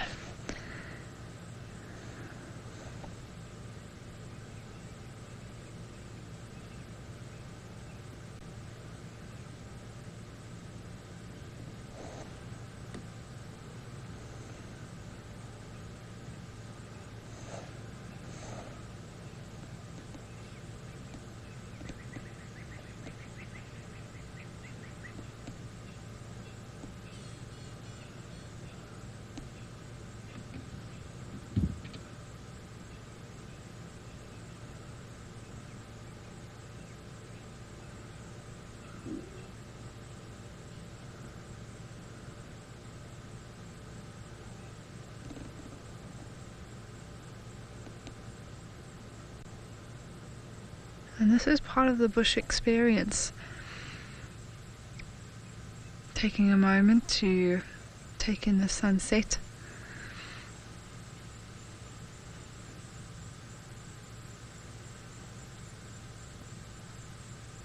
And listen to the sounds of the day coming to an end.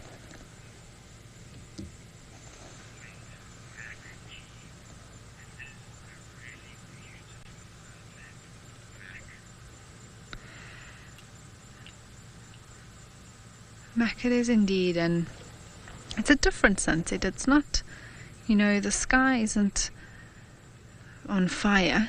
There isn't clouds or anything like that. Well, a lot of clouds.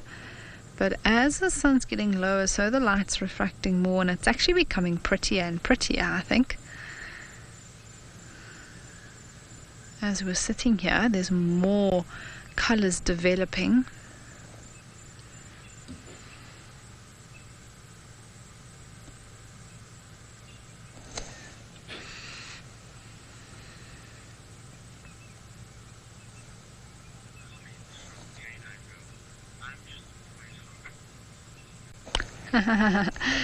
Canine girl, yeah. I mean, I think any one of us would be really excited to see an aardvark. That would be absolutely epic. It's a good chance going into the winter months. They tend more likely to come out when there's still a bit of light or in the early evening because it's nice and cool. So, fingers crossed.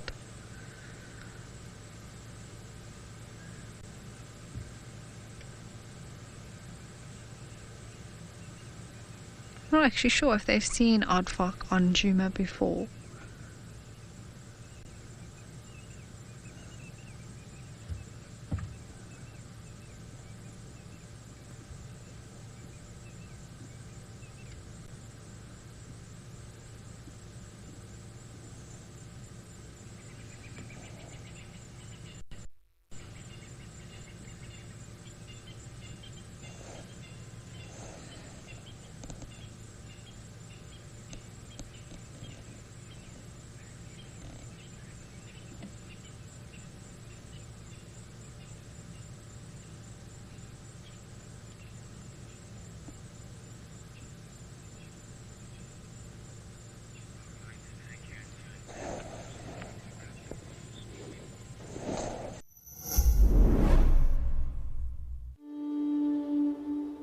Very nice to see him.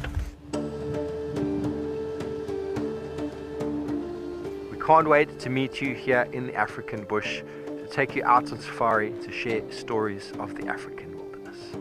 And I'll tell you all about our characters, the stories that's happened up this side, and many, many more things. This is something you don't want to miss out on.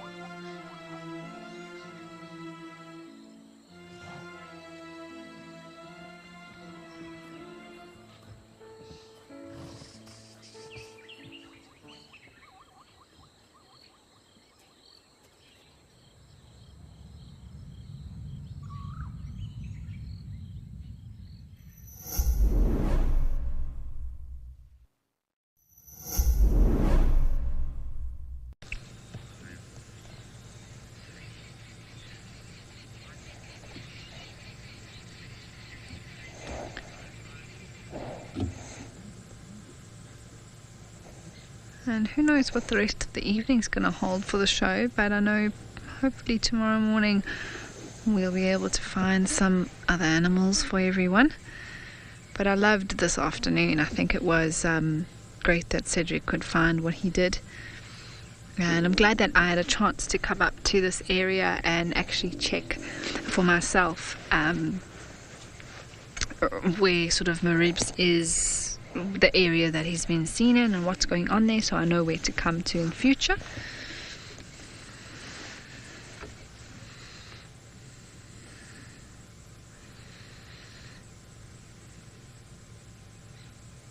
And we enjoyed those hippos at Buffelshoek Dam as well.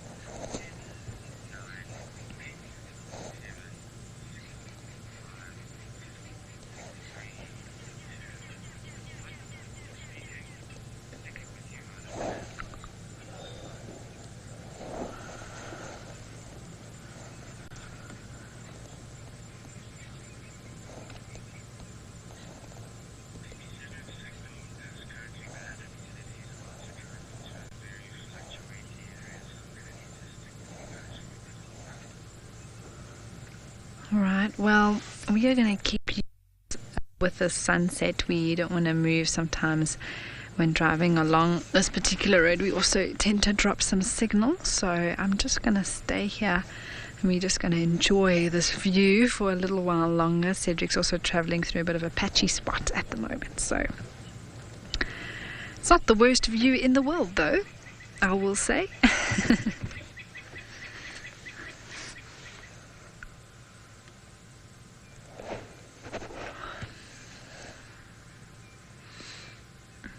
If you were on a game drive in the Sabi Sands right now, your guide would stop, set out his drinks table, some snacks. You'd sip away on a gin and tonic and enjoy some biltong.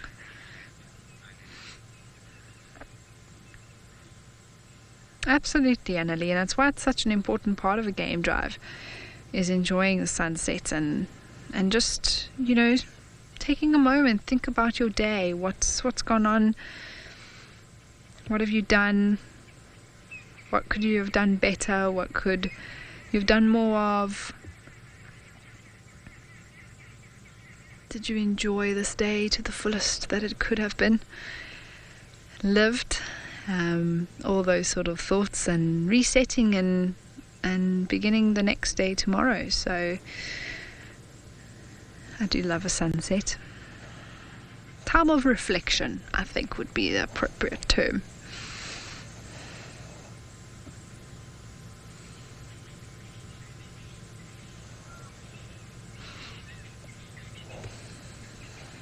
We've got some bush willows here that their silhouettes are so beautiful in this light.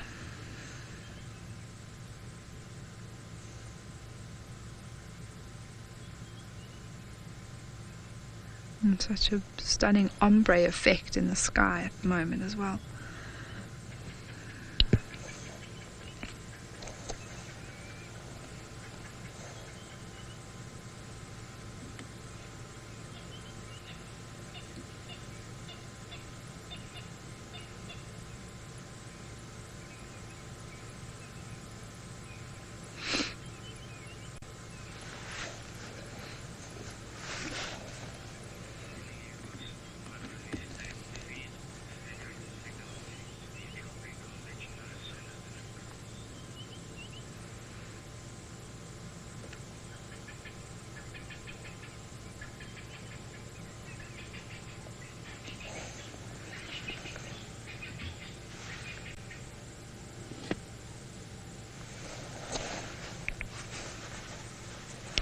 It's actually getting prettier and prettier, hey Panda?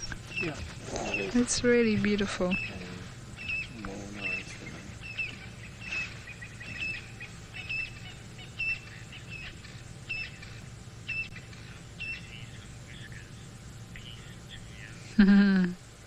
Oh, peace. You and me both, of course, but we have been so spoiled the last 3 days since I've arrived here that I'm actually very content to not have seen any cats today, although everyone did see Maribs this morning, which was lovely.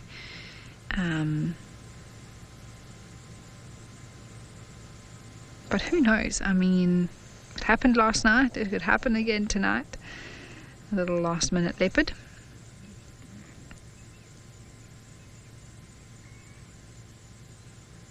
But I suppose there are whiskers on other animals.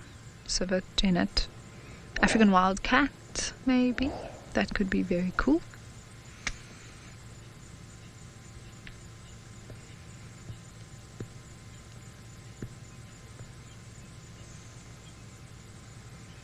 Sure, that is beautiful.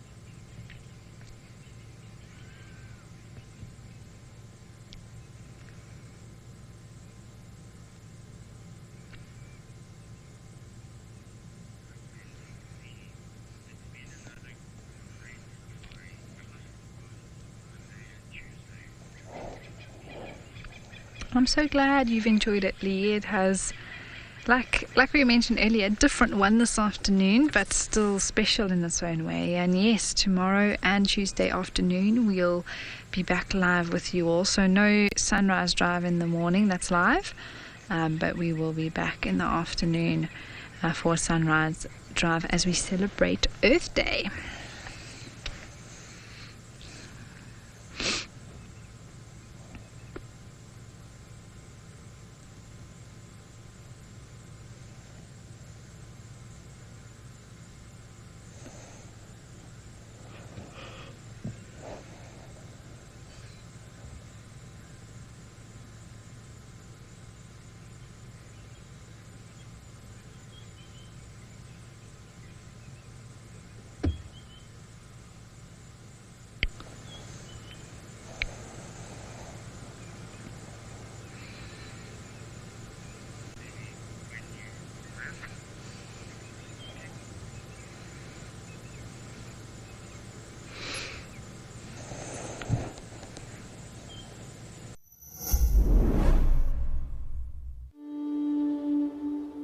Very nice to see him.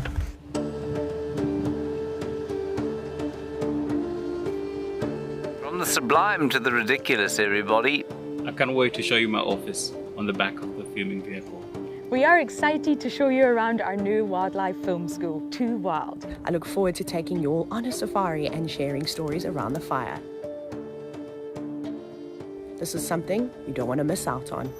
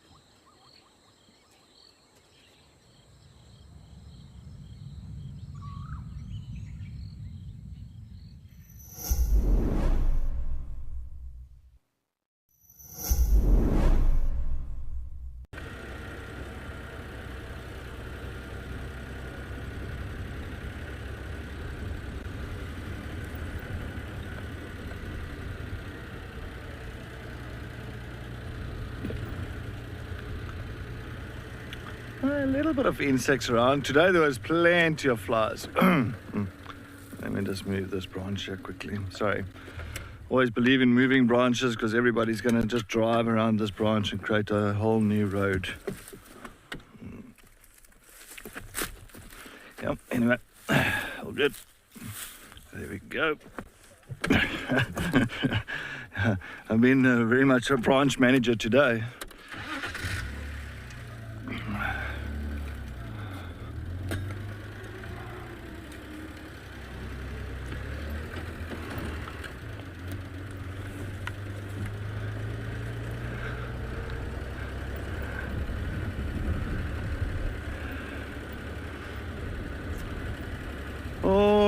Bush baby.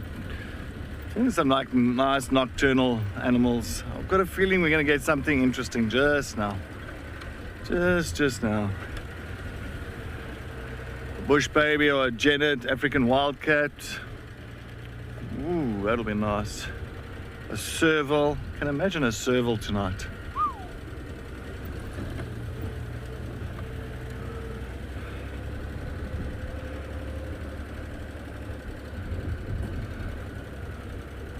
Slowly coming.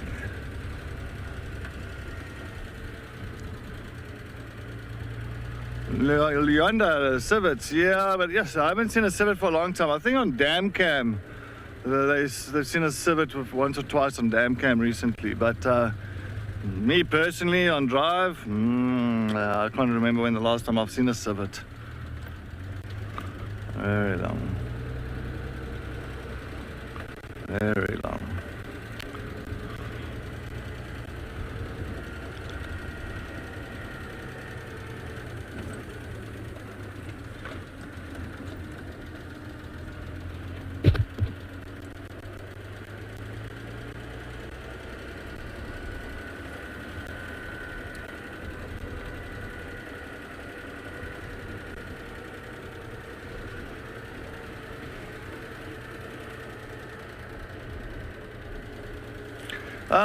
Dina, the buffaloes will actually move from one to another area. It's all to do with grazing.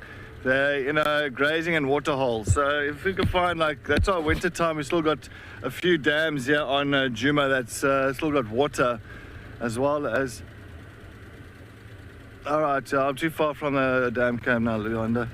As well as grass as well. So, during the summertime, all the buffaloes all spread out through the entire park because all the water, so much rain in it, and then winter time, because this hasn't been grazed as much as some of the other areas, the buffaloes tend to come down towards Juma side, towards the west, head slowly into that area and then Turk again.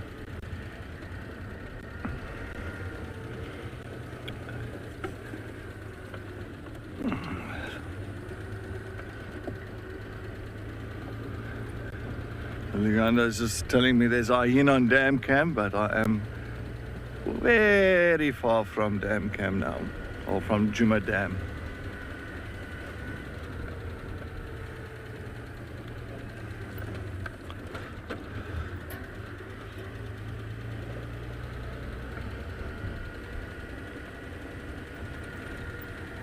I'm just hoping for some lions coming across. Come on.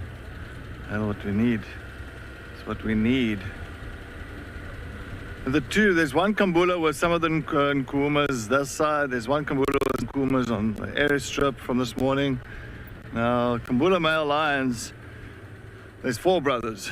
So I wonder where the other 2 are and where's the sister. That's also another thing. We haven't heard much about all 4 and the sister being together for quite some time.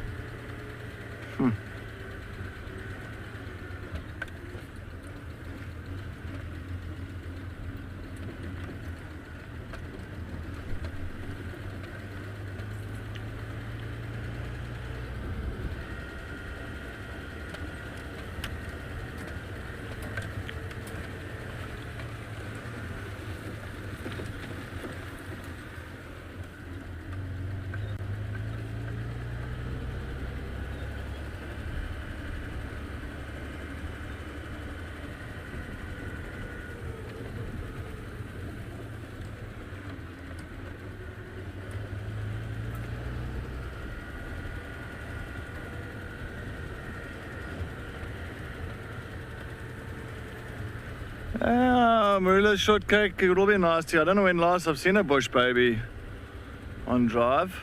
Sure, it's been quite some time.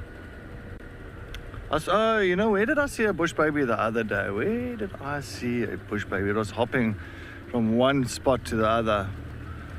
Trying to figure out. Oh, that was when I was coming back from leave. Actually, that's correct. I was coming through another reserve just north of us here. And we had to drop off some supplies, some bread and milk for one of the lodges there. And then I jumped out. It was late afternoon, or actually not late afternoon, early evening. And I saw a little bush baby at the lodge, bound like hopping across the road. That's right.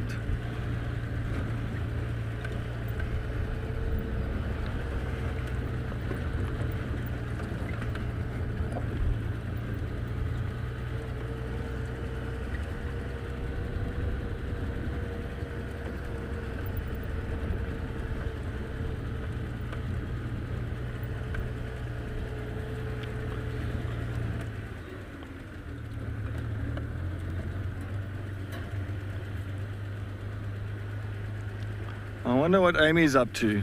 I wonder if she's working the eastern side. Maybe she's lucky with some nocturnal critter.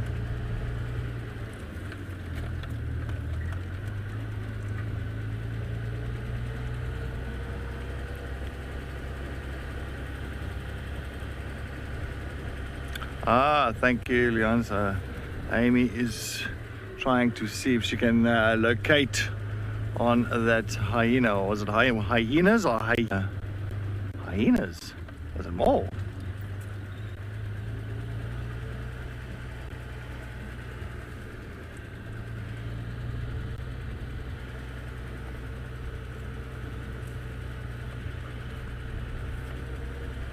Alright, copy. Thanks, Leonda. It sounded like maybe more than one hyena that passed Dam Cam. Good luck. I'm hoping that you come right with some hyenas there.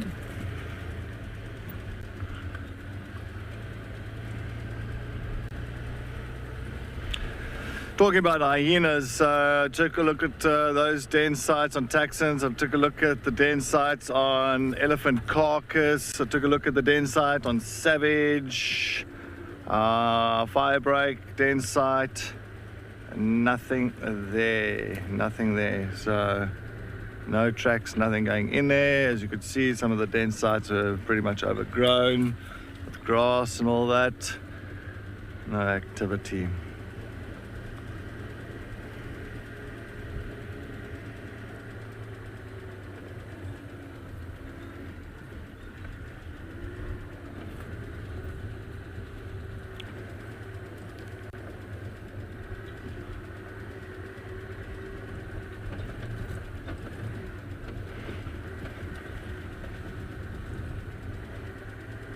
Always a good thing to use a spotlight like this. So if you get to see something small and in the grass or in the tree, I almost thought it was another snake. but if you see something small, of course, the eyes will reflect back at you, and then at least you know that there's something there. Not that it'll always be some kind of cat or maybe a hyena or that, but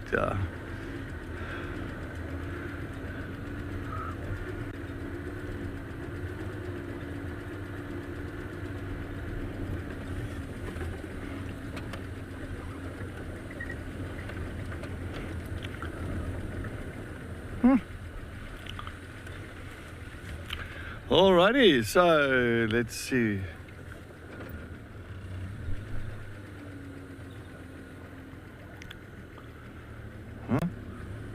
You say it was a lion and not a hyena. Is that what he said? Oh, it's a lone hyena. So I thought you said it was a lion and not a hyena. Okay, all right, my bad. Lone hyena, thank you so much. Sorry, this comms is breaking up there.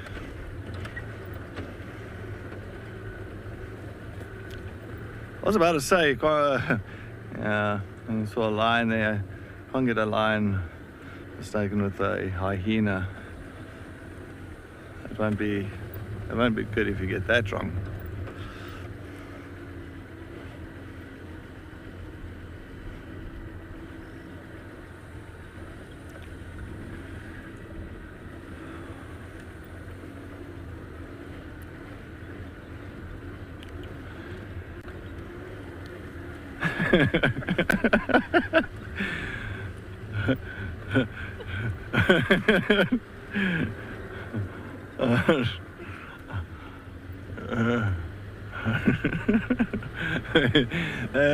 And Matthew, African wild will be fantastic. Sorry. Paul, are you good, man? That's good.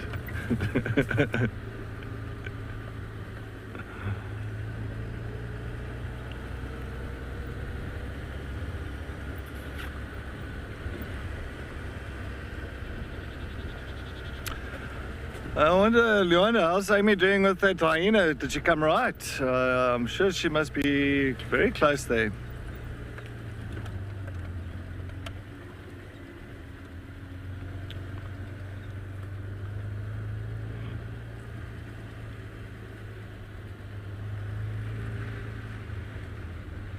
All right, well, we are going to continue going down to the southwestern corner and then go up one of the other roads this side called Finnemon's Cut Line. While we do that, let's head over to Amy to see if she's come right with that hyena.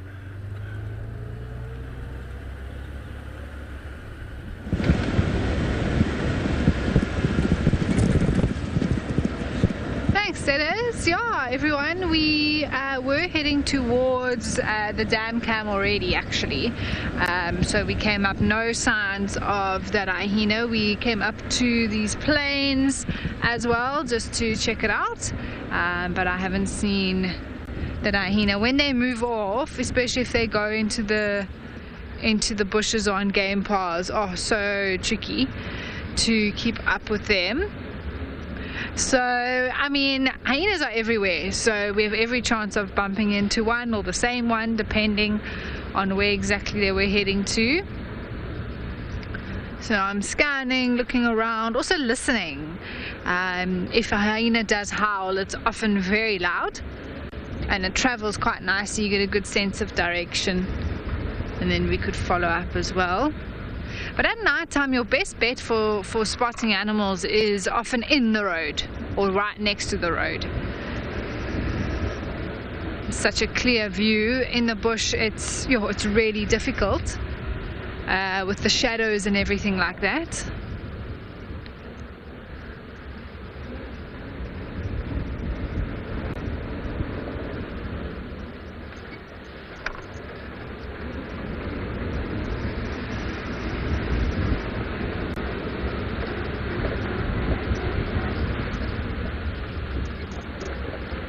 But I'm heading towards the areas of the hyena dens. I know Cedric did check on that earlier,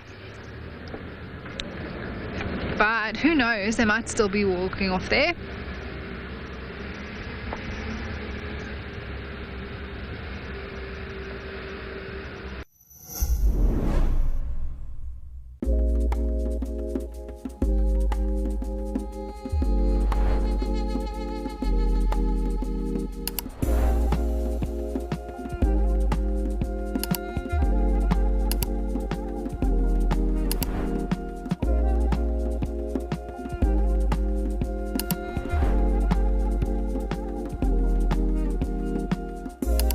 This is On Safari.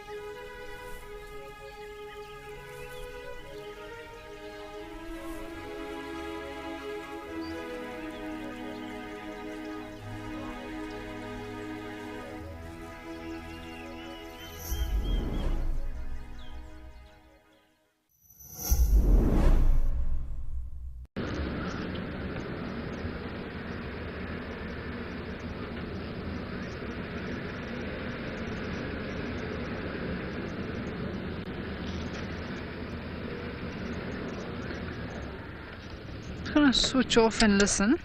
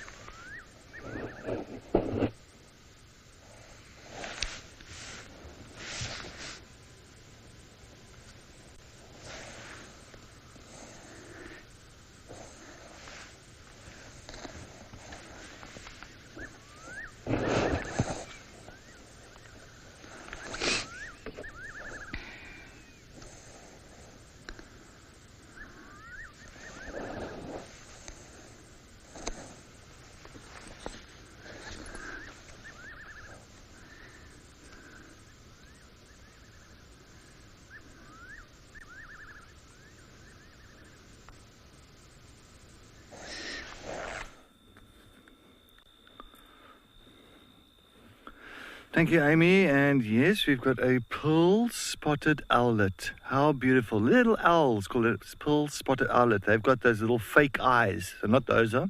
But it turns around, there's the fake eyes. There's 2 black dots at the back of its head. So when a predator comes, at least it thinks it's busy watching them. And one of its ways of defending. But other than that, they are very small. They're very cute. I love them to bits. Oh, it's gone. Bye. All right, yes, so. But that was nice. At least we got to see it. Yeah, at least we got to see it. It was a very short sighting of that. But yeah. All right, let's move on. Pearl-spotted owlet. Very nice. Very, very nice. I was actually just talking about owls. I was thinking about owls. Julia, yes, and I was just thinking about owls as well when I was talking a little bit earlier about the nocturnal animals that we're going to go for, or what we haven't seen. And I was thinking, okay, yeah, we haven't seen an owl for a very long time. And well, it's a pearl-spotted owl. It's a small one, but it's still nice. It's still very pretty. Just want to see, maybe find it one very quickly this way. Oh, you got a lot of hyenas calling in this side. Loads of hyenas, a lot of whooping. Loads of whooping.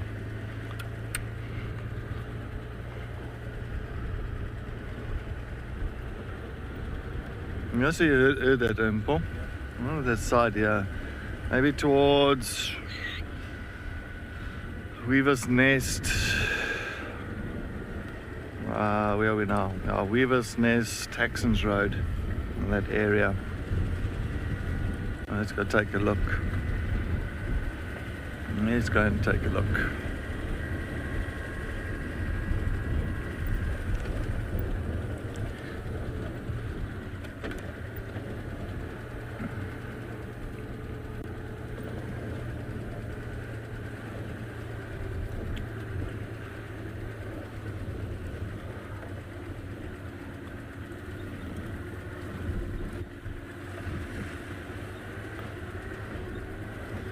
So don't forget that tomorrow morning, we are not going to be live tomorrow morning, but tomorrow afternoon we will be live as it is Earth Week.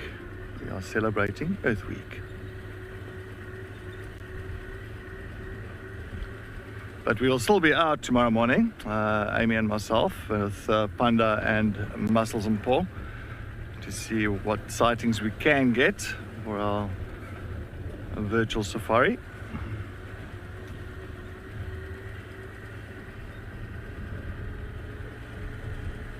And same goes for a Tuesday as well. So Tuesday morning we won't be live, but Tuesday afternoon we will be live.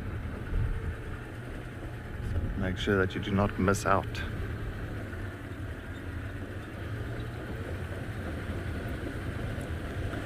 Gillian, yes, it's going to be a fantastic treat. I'm sure that hopefully in the morning there will be some static sightings for the afternoon, so we can go there and also have that going live. But yeah, let's see what the afternoon brings.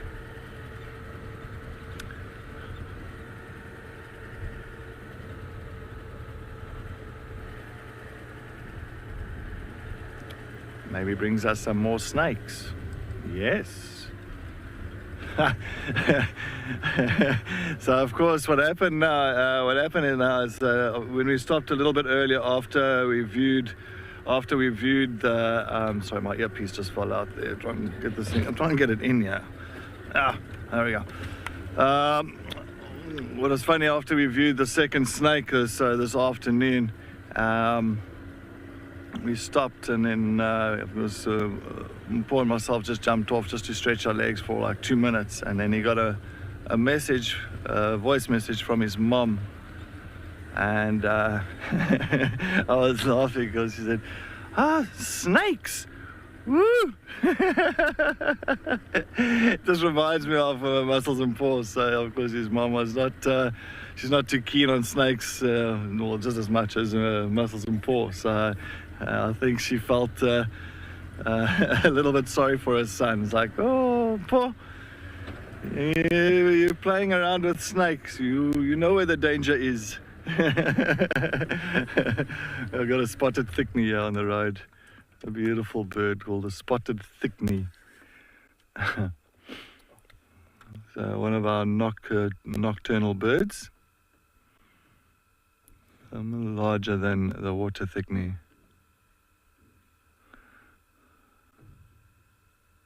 And Luanda, you say your mom gives you also a lot of grief, even if you're in the MC. Yeah. Well, what with snakes? Well, spiders is a different thing, but snakes.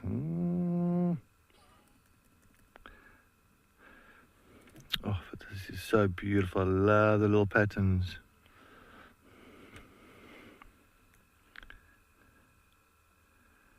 Interesting, a little bit of head bobbing here.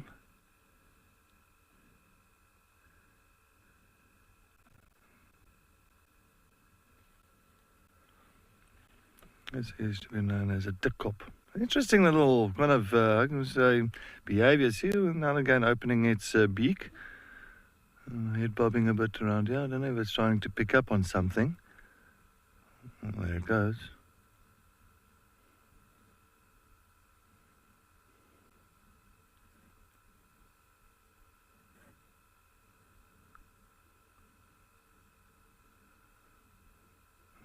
Big eyes. Typical for all your nocturnal birds. Oh, it's seeing something that wants to.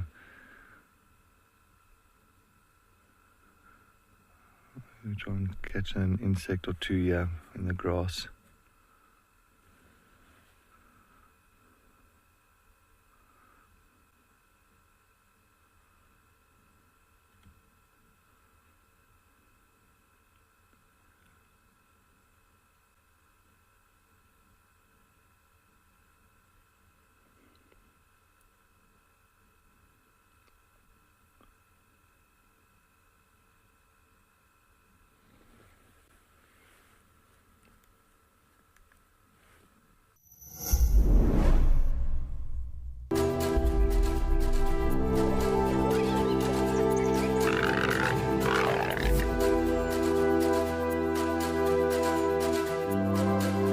We did have some lions. Cedric's probably going to follow that one.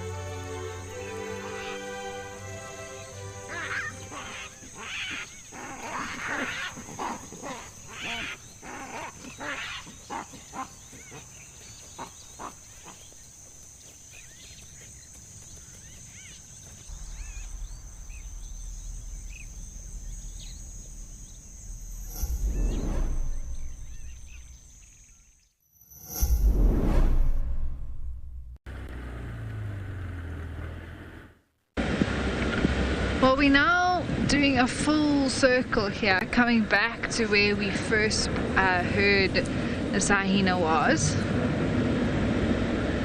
And there are some impalas up in the plains here as well.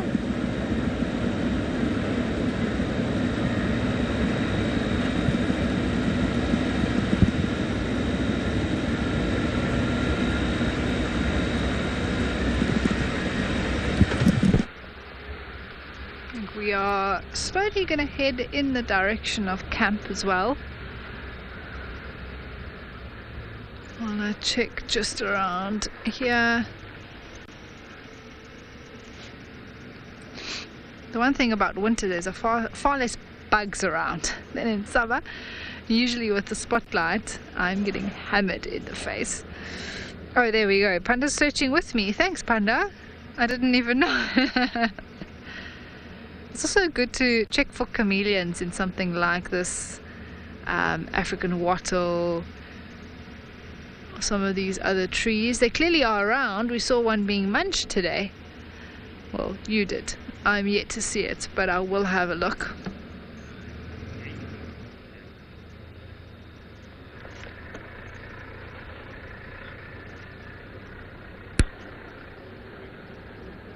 Oh.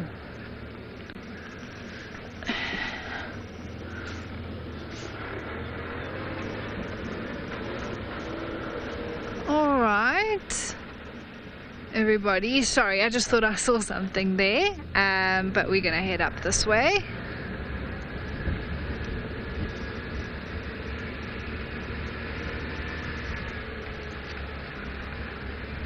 I'm also checking the trees, like I say, for chameleons. They do perch quite prominently and they stick out. It would be nice, as Cedric was saying, to show you a live chameleon. Especially on these quarry bushes as we're driving along.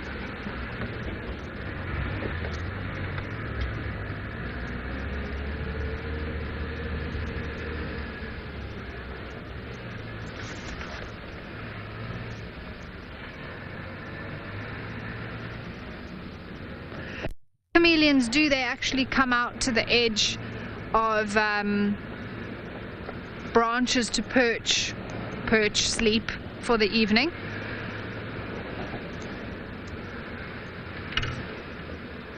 Sorry, my earpiece is just falling out.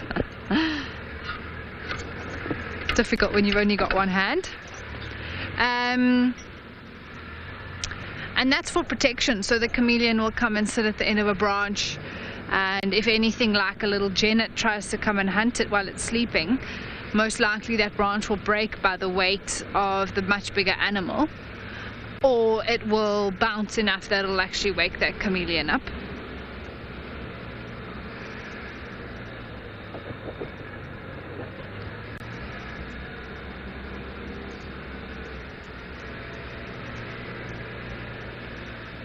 Alright, well, while I finish off my search for the evening, you are going to head over to Cedric to end the show.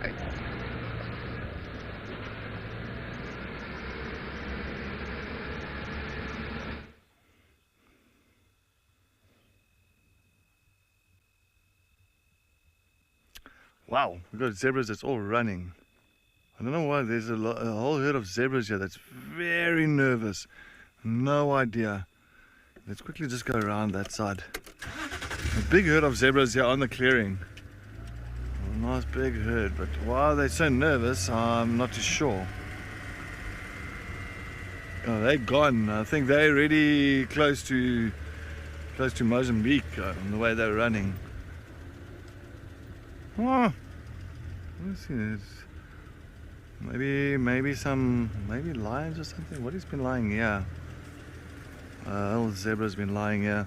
Well, it looks like wow, it looks like this open clearing has had some nice zebra action for the day.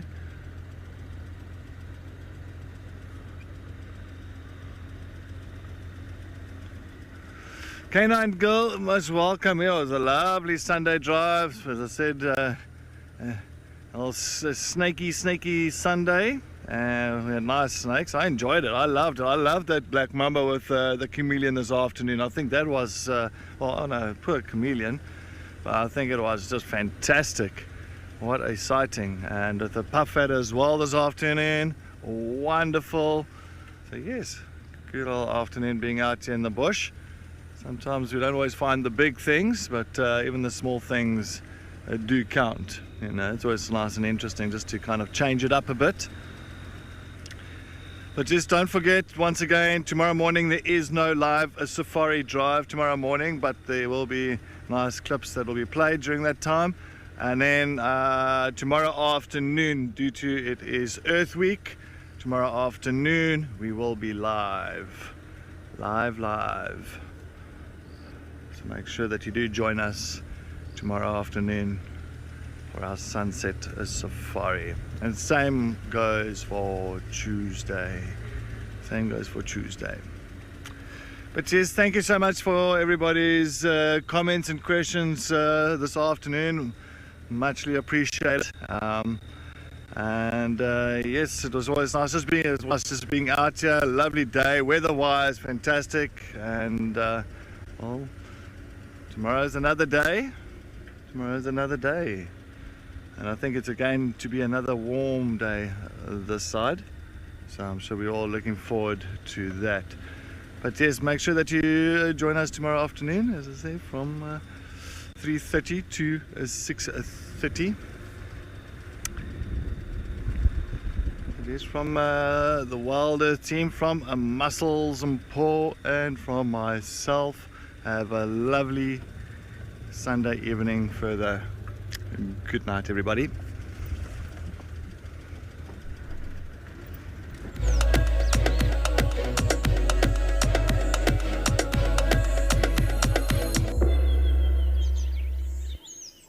From the Masai Mara in Kenya and the Greater Kruger National Park in South Africa, 5 expert safari guides that live and work in the bush 365 days a year. Follow a cast of compelling animal characters and document the stories that define their lives. Previously on the Cat Report,